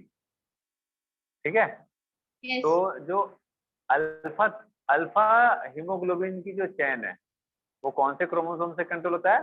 16, और बीटा वाला 11th क्रोमोसोम। समझ आया? अभी हम लोग सिकल सेल में क्या देखे थे? बीटा चेन में डिस्टर्बेंसेस होता है ना, 11th chromosome. The more gene affected, less alpha globin molecule produce, while beta thalassemia is controlled by a single gene HBB, hemoglobin B, on chromosome 11 of each parent and occurs due to mutation of one or both genes. अब ये बहुत important line है, last का जो चौथा जो है 4 line है, सभी लोग IMP करेंगे। Thalassaemia differs from sickle cell anaemia, ये सारे क्वेश्चंस आने लायक है ना, ये सब आ सकते हैं। लास्ट का जो 4 लाइन है बेटा बहुत इंपॉर्टेंट है, ये सब आ सकता है। Thalassaemia differs from sickle cell anaemia, क्योंकि ये अभी ये क्वेश्चन ज्यादा अभी सेशन में नहीं आया है। क्या होता है ना कि नीट में ना कोई भी क्वेश्चन ना या कोई पैराग्राफ सेशन में आता है तो 5-6 साल में 2-3 बार कई बार रिपीट हो जाता है, तो ये आने लायक है ना क्वेश्चन कि thalassaemia is differs with sickle cell anaemia in which condition, है ना। तो ये बहुत इंपॉर्टेंट है, ये लाइन याद रखना है आपको, इसको IMP करके टिक करेंगे। Thalassaemia differs from sickle cell anaemia in that the former is, former मतलब किसान, पहले वाला क्या, थैलेसीमिया, है ना। Thalassaemia is a quantitative problem of synthesising too few globin molecule, while the latter मतलब बात, चिट्ठी नहीं, ठीक। while the लेटर क्या है भैया, sickle cell anaemia is a qualitative problem of synthesizing an incorrectly functioning globin. तो जैसे मैंने आपको बताया सिकल सेल एनीमिया जो है उसमें क्या हो रहा है कि ग्लोबिन चेन बन रहा है बट करेक्टली नहीं बन रहा है, मतलब लेकिन बन तो रहा है, ठीक है, बट सही तरीके से नहीं बन रहा है, लेकिन बन रहा है, सबसे इंपॉर्टेंट है ना। यहाँ पर क्या हो रहा है, बन ही नहीं है, तो समझ आ गया।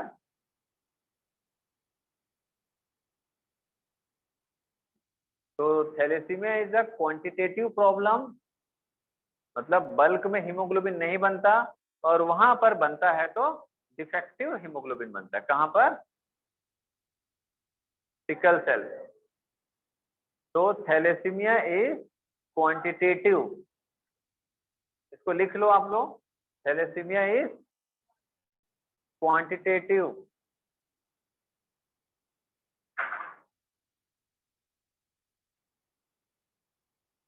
Thalassaemia is quantitative problem and sickle cell anaemia is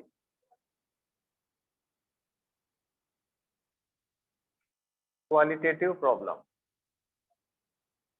किसका किसका problem, formation of haemoglobin. Sickle cell में बन रहा है बट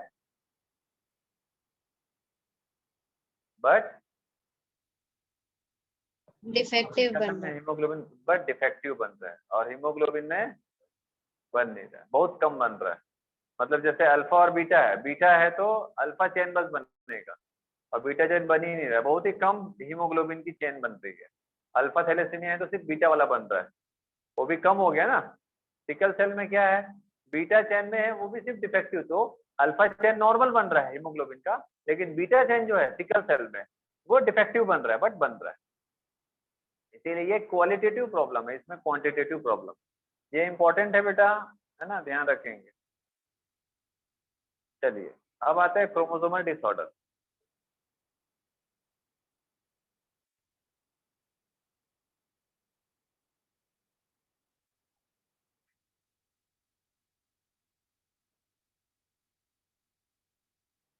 ठीक है, क्लियर है।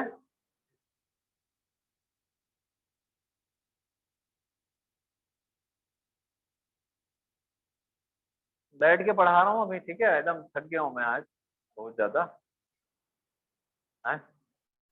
एसी चालू कर दो, गर्मी लग रहा था। अब उतना नहीं लग रहा ना, थोड़ा टेम्परेचर कम हो गया। दिख रहा हूँ मैं ऑनलाइन वाले लोगों को? Yes sir. Yes sir. Yes दिख सर। रहा हूँ? हाँ ठीक। चलो अब देखो बेटा, क्रोमोसोमल डिसऑर्डर। तो मैंने आपको बताया क्रोमोसोमल डिसऑर्डर दो टाइप से होते हैं, एक क्रोमोसोम का नंबर में डिफेक्ट होगा और दूसरा क्रोमोसोम का शेप है। तो नंबर में जब चेंज होता है तो क्या बोलते हैं? Change in number of chromosome, ठीक है। और एक क्रोमोसोमल एबरेशन, याद आ रहा है बॉयज? क्यों, क्या हुआ? बॉयज बोला अच्छा नहीं लगा? अभिजीत नहीं आया? 2 दिन हो गए गोल मार दिया वो, कभी आता है कभी नहीं आता। हाँ कल आया था ना, बायो में नहीं आ रहा है क्या? बस कल भी नहीं आया था। मन करता है तो चलो चलते हैं। तो कंसिस्टेंसी लीड्स टू सक्सेस, हमेशा याद रखिएगा। किसी भी चीज में, किसी भी काम में कंसिस्टेंसी लीड्स टू सक्सेस। आपको हार्ड वर्क भी अगर करना है तो कंसिस्टेंसी के साथ करना पड़ेगा, तभी उसका रिजल्ट पॉजिटिव आएगा। हमेशा याद रखिएगा, हार्ड वर्क जो है अगर कंसिस्टेंट नहीं होगा तो भी उसका कोई मीनिंग नहीं होता। अगर आपको एक बड़ा सक्सेस चाहिए तो आपको स्मार्टली, कंसिस्टेंटली हार्ड वर्क करना पड़ेगा। अब एक और वर्ड जोड़ दिए सर आप, मतलब जितना आप सक्सेस बोलते जा रहे हो उतना वर्ड जोड़ते जा रहे हो, बट ये ट्रू है। क्या है? हर एक बिग सक्सेस के लिए आपको स्मार्टली, ऑब्वियसली स्मार्टली डील करना पड़ेगा अपने हार्ड वर्क का, क्योंकि भाई मेहनत तो बहुत सारे लोग करते हैं, सक्सेस हर कोई नहीं हो पाता। तो कंसिस्टेंटली आपको हार्ड वर्क करना है, वो भी स्मार्टली। क्या पढ़ना है, कैसे पढ़ना है, क्वेश्चन कैसे सॉल्व करना है, टाइम मैनेजमेंट कैसे करना है, सारी चीजें इंपॉर्टेंट होती है। ठीक है, जितना हो सके क्लासेस बंक नहीं मारो, है ना। अगर आप नहीं कर पा रहे हो तो ऑनलाइन कर लो, एटलीस्ट कुछ तो हो, है ना। और जब भी पढ़ने बैठते हो तो ऐसा सोचो कि यार मैं कुछ इंटरेस्टिंग, खुद से बोलना है, कुछ नया सीखने वाला हूँ, कुछ इंटरेस्टिंग सीखने वाला हूँ जो मुझे नहीं आता है, तो आप लर्न कर पाओगे। फोकस होकर के सीखो। ठीक है, चलो क्रोमोसोमल डिसऑर्डर्स में मैं यहाँ पर ना कुछ चीजें आप लोगों को मैं रीड करवाऊंगा, जनरली मैं कराता नहीं हूँ बट मैं रीड कराऊंगा ताकि उसको मैं जल्दी समझा सकूँ। क्रोमोसोमल डिसऑर्डर एनसीईआरटी नहीं लाया हो क्या? बीच में रख दे भैया, क्यों नहीं लाते हो यार आप? तो आप क्यों नहीं लाते हो? आज जाना बेटा, ठीक है, जाना लेट से, और आप क्या करना, सैंडविच खाना और उसको मत देना, फिर बोलना तू खाया, मैं नहीं खाया। चलो, chromosomal disorder on the other hand are caused due to the absence or excess or abnormal arrangement of one or more chromosome। NCERT थोड़ा रीड करेंगे। failure of segregation of chromatid during cell division cycle results in the gain or loss of chromosome या chromosome called aneuploidy। मैंने बताया था आप लोगों को aneuploidy, polyploidy बताया था क्या? नहीं बताया हूँ? कैसे नहीं बताया हूँ यार? क्रोमोसोम नंबर चेंज होता है, मैंने बताया था ना। अरे 2n+1, 2n-1 बताया हूँ? अरे क्या होता है Yes, 2n+1? क्या होता है 2n+1 को? कंडीशन का नाम क्या है बेटा? हाँ, ऑनलाइन वाले लोग इंटीग्रेशन। हैं? इंटीग्रेशन। इंटीग्रेशन डिफरेंशिएशन नहीं है बेटा।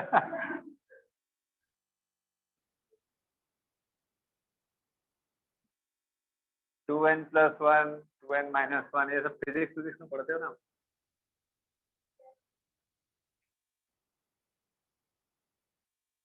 क्रोमोसोमल डिसऑर्डर आप लोग मेरे को खड़े करवा के ही पढ़वाओगे।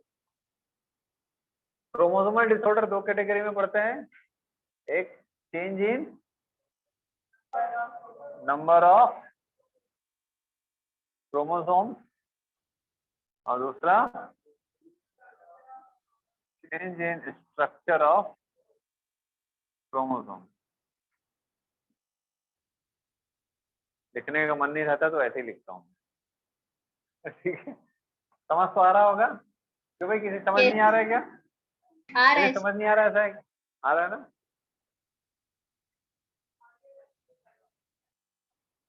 कई बार जैसे, अब जैसे कई बार लिखना रहता है ना, तो मैक्सिमम पेशेंट लोगों का ना एक ही टाइप का क्या रहता है, सिम्टम रहता है। उनका चीफ कंप्लेन एक ही टाइप का रहता है, उनकी प्रॉब्लम एक ही टाइप का है, उनका ट्रीटमेंट एक टाइप का रहता है, मेडिसिन एक टाइप का लिखना। तो जैसे 2-3 बार एक ही टाइप आ जाता है ना, उसके बाद मेरा मन ही नहीं करता लिखने का। वो जो बोल रहे हैं हाँ वो बोलते रहते हैं, मैं ऐसे लिख के फिर ऐसे वो सोचते लिख रहा है भाई ये आदमी, कई बार मन नहीं करता है। चलो, हाँ, मन नहीं करता। Change in number of chromosome दो कैटेगरी में पढ़ते हैं, एक एनियोप्लॉइडी और एक पॉलीप्लॉइडी। एनियोप्लॉइडी और एक पॉलीप्लॉइडी। एनियोप्लॉइडी जो रहता है वो change in number in a set, ठीक है। और polyploidy change in set of chromosome. अब इसको देखो क्या होता है ये। जैसे for example monosomy and trisomy. Monosomy होता है 2n-1, ट्राइसोमी होता है 2n+। समझ आया? Change in set of chromosome जैसे 2n है, -1 sorry -n, n 2n + n is 3n, 2n + 2n = 4n। ठीक है, अब फिजिक्स या गणित मत लगा देना यहाँ पर, अभी क्या हो रहा है अगर इसको लिख लो पहले।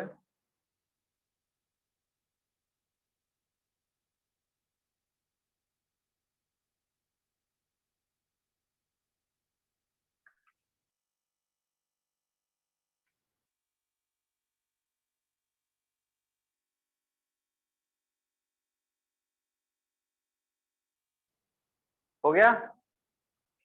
Yes sir. अब बात यह है कि ये होता कैसे है ना,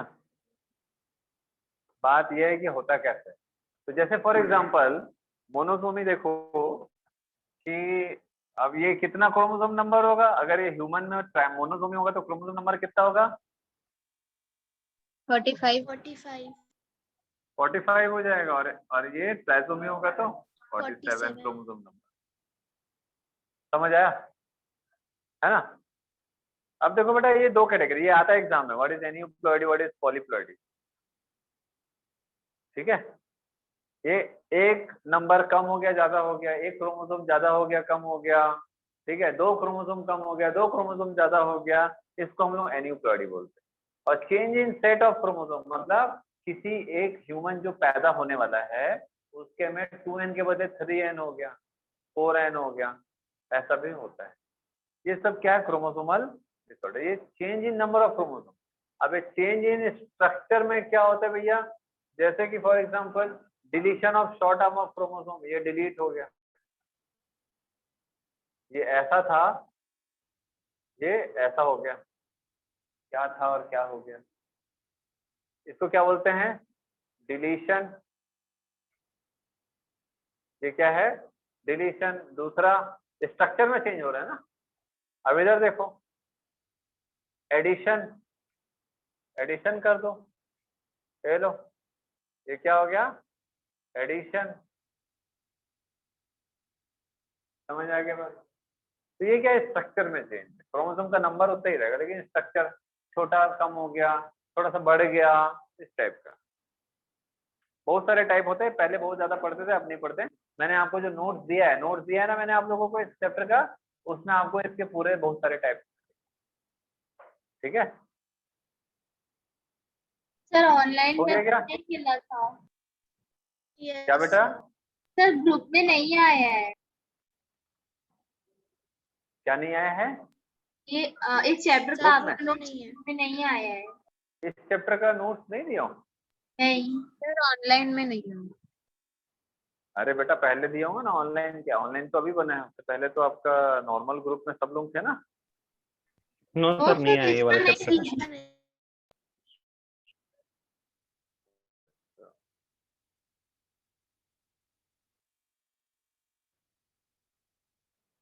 सर क्या, अरे मैं 11th का आप लोगों को कुछ कुछ वीडियोस भेज रहा हूँ, आप जिसको रिवीजन करना है कर लो आप लोग, है ना। और शेयर वेयर भी करो उसको, सब्सक्राइब उसमें सबको बोलो कि हम लाइक वाइक करें। अब किसी को अगर मेरे से दुश्मनी होगा तो भले बोल देना डिसलाइक कर देने के लिए। हाँ बेटा, यस नहीं है ना उसमें बटन डिसलाइक? नहीं सर लाइक करेंगे। हाँ कहाँ गया यार नोट, नहीं दिख रहा। मेरे को याद दिलाना बेटा कोई नोट्स के लिए, यस सर ठीक है। मेरे को याद दिलाना। इस टॉपिक के नोट्स दूंगा थोड़ा एक्स्ट्रा उसमें है, तो उसमें आपको काफी चीजें क्लियर हो जाएंगी, बहुत सारी चीजें। तो ये हटा दूं मैं। यस सर बेसिक समझ आ गया। क्रोमोसोमल डिसऑर्डर का 2 कैटेगरी में पढ़ते हैं। ये वाला कैटेगरी आपके सिलेबस में नहीं है, पहले पढ़ते थे। क्राइडल डेड सिंड्रोम, ठीक है, क्रोनिक माइलाइड ल्यूकेमिया, ये सब बहुत सारे एग्जांपल्स वगैरह हम पढ़ते थे। ये भी अब बहुत सारा लिमिटेड हो गया। अब ये क्वेश्चन है कि ये होता कैसे, ठीक है। पढ़ तो लेते हैं लेकिन समझते नहीं है कि कैसे होता है। अब देखो इधर कैसे होगा। जैसे फॉर एग्जांपल ये क्रोमोसोम है, जब म्योसिस होता है, म्योसिस होता है तो क्या होगा भैया, क्या होगा, क्रोमोसोम सेपरेट होगा, स्पिंडल फाइबर बनेगा, क्रोमोसोम सेपरेट होगा। मोस्ट ऑफ द टाइम ना एक्स सेल के कारण होता है ये सारे disorder, most of the time X cell female में, वो भी higher age of the female, जब प्रेगनेंसी होती है तो ज्यादा होने का चांस। क्यों? एग जो है वो पैदा होने से पहले से, अब कोई अगर बेबी प्रोड्यूस करना चाह रहा है 35 साल के बाद, 40 साल के आसपास में, ठीक है, तो एग को 40 साल हो गया रखा हुआ इसी कंडीशन में। हम लोग देखे ना, प्रोफेस 1 में अटका रहता है, अब क्रोमोसोम बन के बड़ा पड़ा हुआ है, ठीक है। अब कई बार होता है ना, जैसे बहुत दिन बाद गाड़ी चलाओगे तो हैंडल जाम हो गया ठीक है। अब ये क्रोमोसोम जो है काफी साल से पड़ा हुआ है, सेपरेट हो जाना चाहिए जल्दी जल्दी। अब चाइल्ड प्रोड्यूस करने के लिए भैया क्या होगा, जैसे ही ये एग बनना चालू होगा, तब क्या मालूम कि ये एग में वही हैंडल जाम टाइप का क्रोमोसोम जाम हो गए एक दूसरे के पास। समझ आ रहा बात, ठीक है। तो अब क्या होगा, सेपरेट होना चाहिए था। अब इधर देखो, 2 टाइप का सेल बनेगा। एक सेल ये आ गया,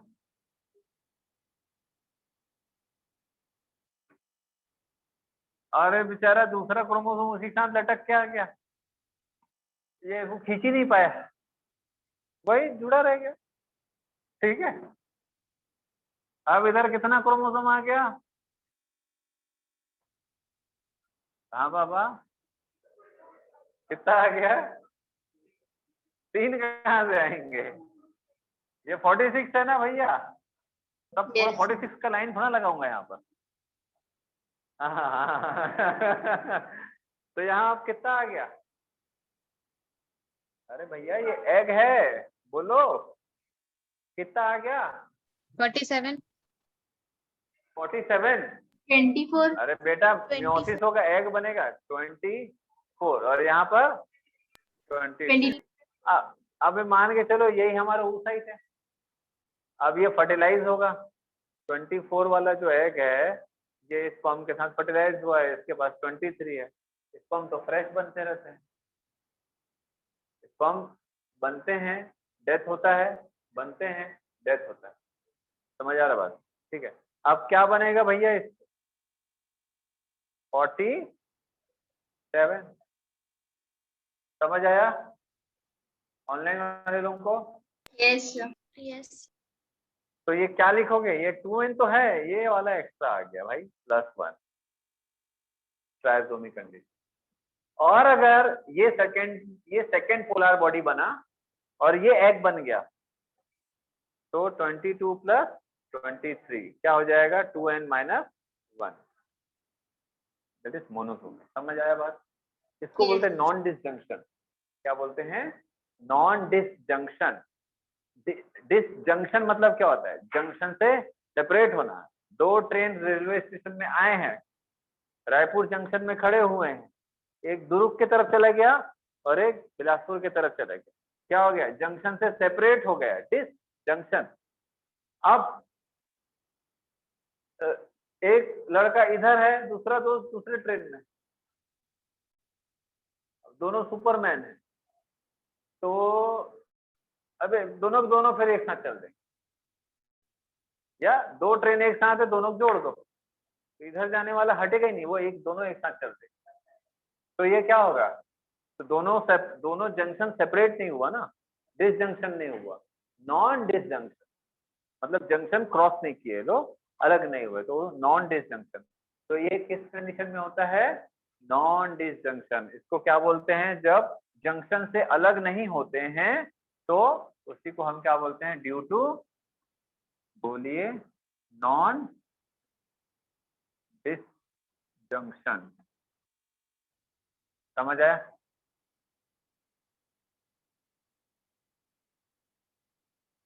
ओ भैया, समझ आया?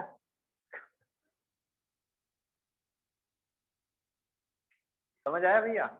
हाँ, क्लियर है? ये हटा दूं? Yes, sir. चलो डिसीज देखते हैं, ये टॉपिक खत्म करते हैं आप लोग। अब आप लोग आगे हो गए वहां से, वहां ये टॉपिक खत्म नहीं हुआ है। चलिए चैप्टर आधी खत्म करते हैं।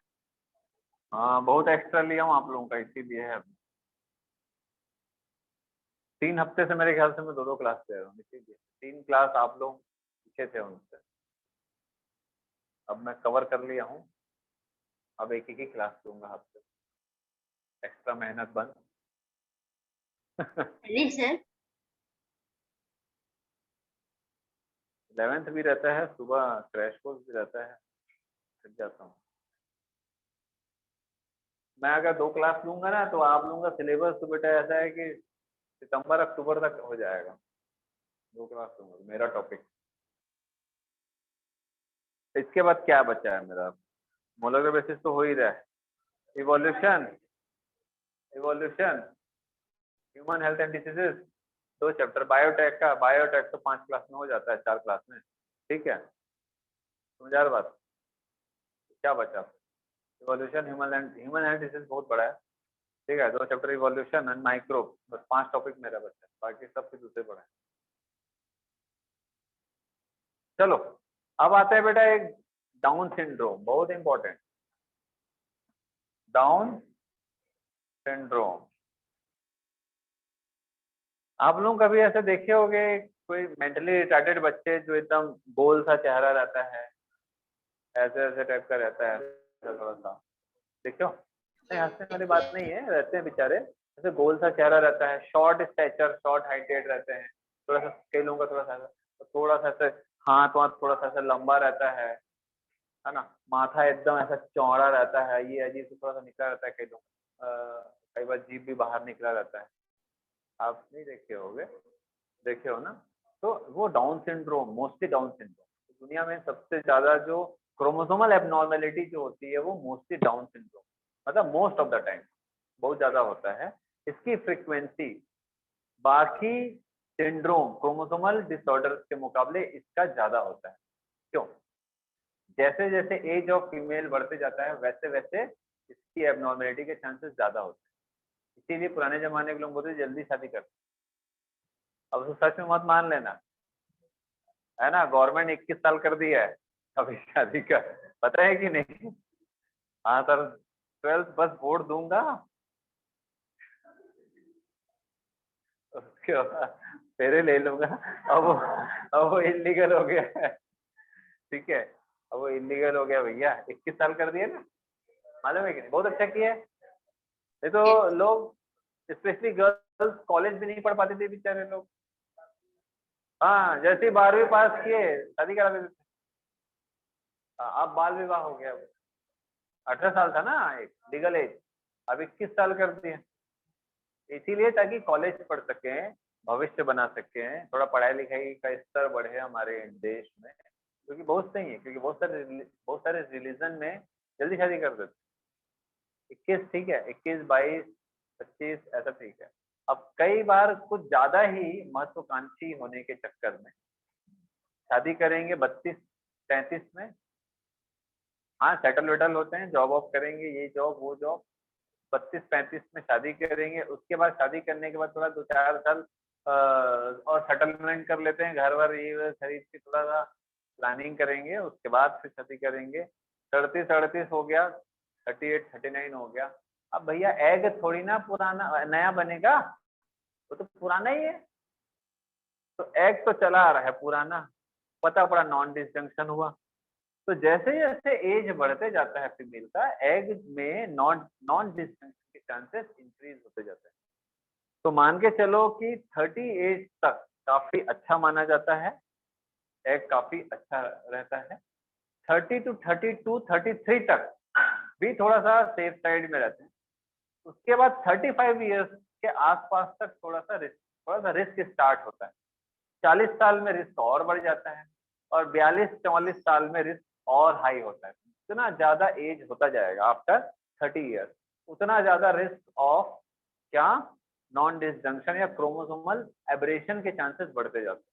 मतलब क्रोमोसोमल एब्नॉर्मलिटीज के चांसेस बढ़ते जाते हैं फीमेल एग में। समझ आ रहा है?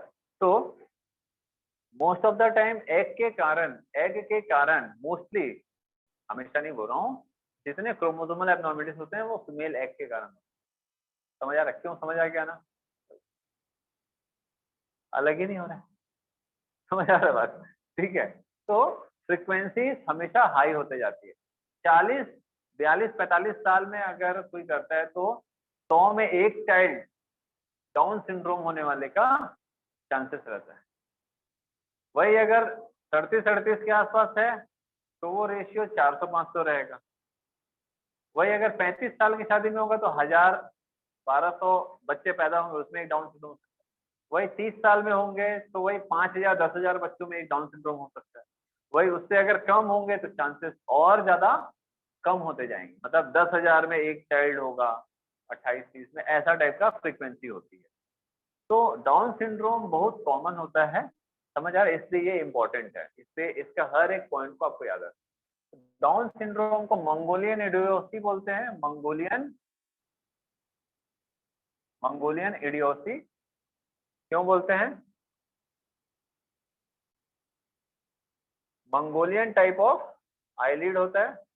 देखो ना बेटा, मंगोलियन ऐसे अब बड़ा बड़ा आईलिड निकला रहता है, माथा चौड़ा। मंगोलियन अफ्रीका में जो रहते हैं मंगोलियन, ठीक है? समझ आ रहा बात? Mongolian type of eyelid. And idiocy क्यों बोलते हैं? क्योंकि लो आईक्यू।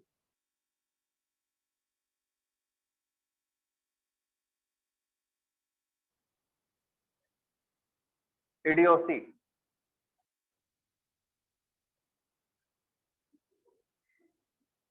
चलिए, Down syndrome is due to non-disjunction of 21st chromosome. ठीक है, तो ये क्या होगा बेटा? 2n-1।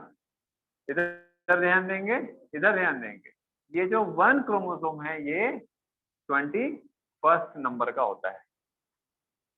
21st नंबर का क्रोमोसोम जो रहेगा वो क्या रहेगा? ज्यादा रहेगा। 21st नंबर का क्रोमोसोम ज्यादा रहेगा। तो इसमें क्रोमोसोम नंबर क्या होगा? 47 chromosome number. 2n+1, 1 is 21st। समझ आया? तो इस कंडीशन को क्या बोलेंगे? 2n+1 को, और इसको हम क्या बोल सकते हैं? 21st ट्राइसोमी बोल सकते हैं। अरे 21st ट्राइसोमी मतलब 21st क्रोमोसोम ज्यादा है, 2n+1 कोई हम क्या बोलते हैं, ट्राइसोमी बोलते हैं। समझ आया, इसको 21st ट्राइसोमी बोलते हैं। क्लियर है? यस चलो अब इसका अंडरलाइन करेंगे थर्ड लाइन से, पूरा ही इंपॉर्टेंट है वैसे। This disorder was first described bye Langdon down. अब ये डाउन सिंड्रोम जो है साइंटिस्ट के नाम से है, वो साइंटिस्ट को नहीं हुआ था। समझ आ रहा है? Langdon down in 1866. The affected individual is short statured with a small round head, furrowed tongue. समझते हो? सांप का होता है ना बाइफिड, फरोड, बीच से थोड़ा फरो रहता है, and partially open mouth. Palm is broad and characteristic palm are creased. Physical, psychomotor and mental development is retarded. Most of the time chromosomal disorder में mental retardation पाया जाता है, बट नॉट ऑल, किसी किसी में नहीं रहता, बट मोस्टली में पाया जाता है। ठीक है, दो चीजें बहुत कॉमन है बेटा, हमेशा याद रखिएगा।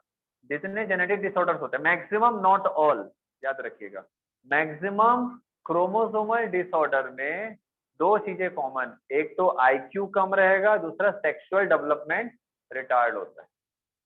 मतलब they are not sexually normal and they are not mentally normal. Mental and sexual retardation होता है, ये दो चीजें कॉमन होता है, ध्यान रखिए।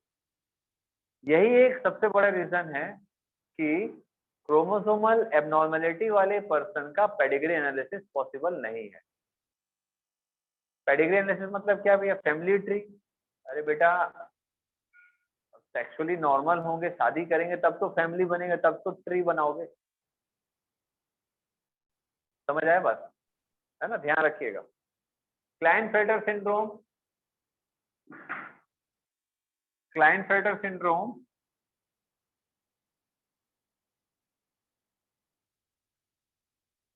क्लाइनफेल्टर सिंड्रोम, क्लाइनफेल्टर जो सिंड्रोम है इसमें क्या होता है बेटा, एक्स ट्राइसोमी। एक्स ट्राइसोमी मतलब 2n+1 and this one is X chromosome. समझ आया? X क्रोमोसोम होगा या Y क्रोमोसोम होगा? X chromosome. ठीक है, समझ आया? तो कितना होगा इसमें क्रोमोसोम नंबर? अब X क्रोमोसोम ज्यादा है तो आप इसको कैसे लिख सकते हो, 44 प्लस, बोलो, X X Y। इसको कैसे लिखोगे, 44 प्लस, सॉरी 46 प्लस 1, ये 1 क्या है, 21, और इसमें 44 plus X X Y. Clear है ये? अब देखो बेटा, एक वाई क्रोमोसोम जो होता है ये मेलनेस के लिए रेस्पॉन्सिबल होता है। ठीक है, मेलनेस के लिए रेस्पॉन्सिबल होता है। ठंडी लग रही है, स्वेटर पहन के आएगा तो कल। मेलनेस के लिए रेस्पॉन्सिबल होता है, और 2 एक्स क्रोमोसोम फीमेलनेस के लिए रेस्पॉन्सिबल है। तो क्लाइनफिल्टर वाले सिंड्रोम जो भी पर्सन होंगे वो मेल होंगे कि फीमेल होंगे, बताओ भाई।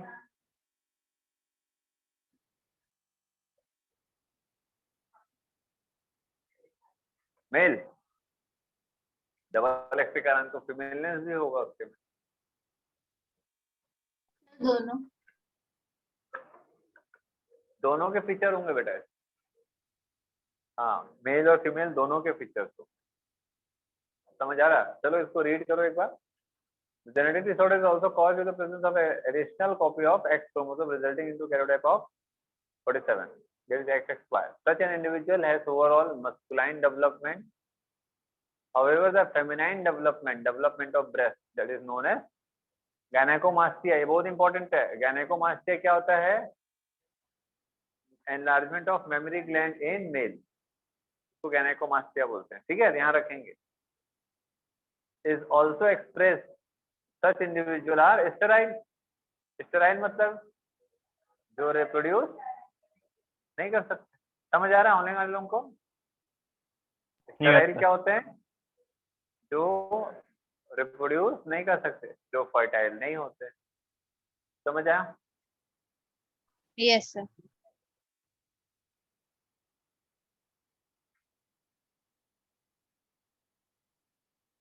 टर्नर सिंड्रोम, टर्नर सिंड्रोम देखेंगे।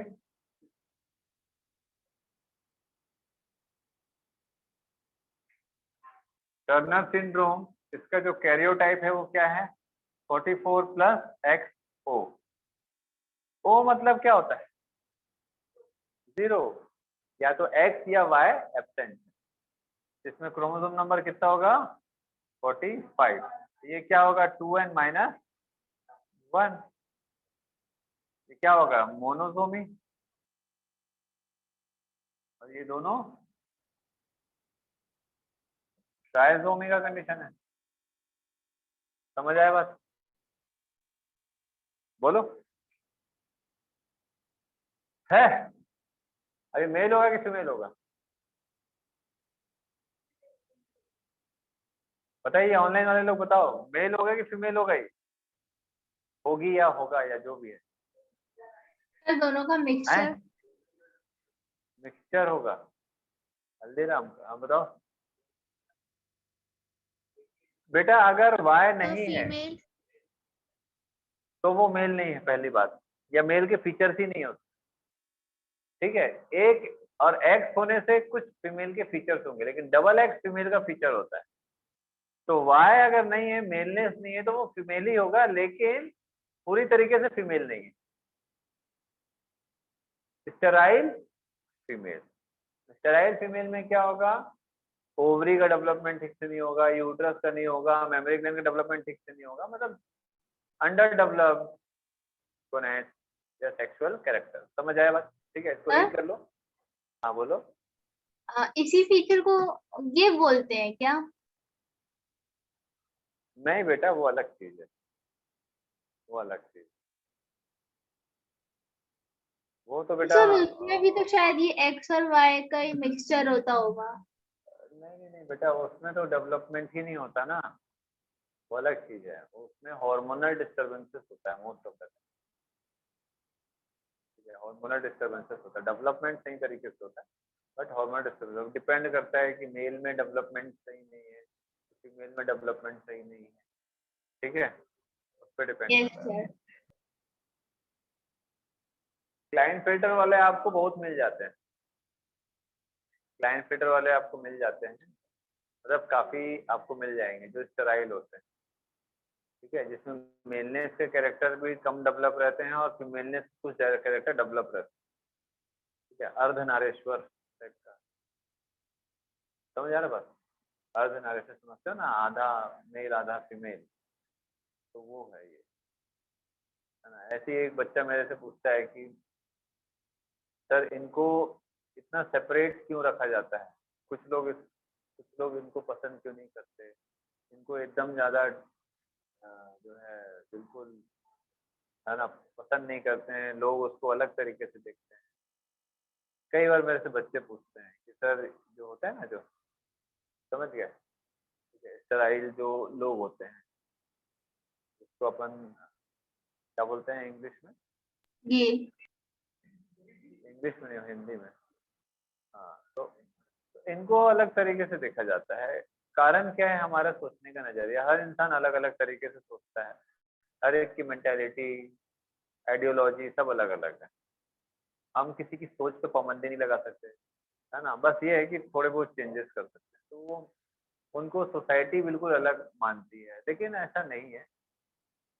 कुछ लोग रेस्पेक्ट करते हैं, कुछ लोग नहीं करते, सबका अपना अपना पसंद है। कुछ लोग मेरे को पसंद करते हैं, कुछ लोग मेरे को पसंद नहीं करते, वो उनकी प्रॉब्लम है। जो पसंद नहीं करते वो जाने क्यों नहीं पसंद करते, और जो पसंद करते हैं वो जाने वो क्यों पसंद। तो जरूरी नहीं है कि हर किसी को हर कोई पसंद, भाई हर एक का एक्टर भी अलग अलग है। किसी को ऋतिक रोशन अच्छा लगता है, किसी को नहीं लगता है, बात खत्म। क्या वो अच्छा नहीं है? अच्छा, बट किसी को अच्छा लगता है, किसी को नहीं, बस वैसे ही है। हम जैसा दुनिया को देखते हैं, हमको चीजें वैसी ही नजर आती है।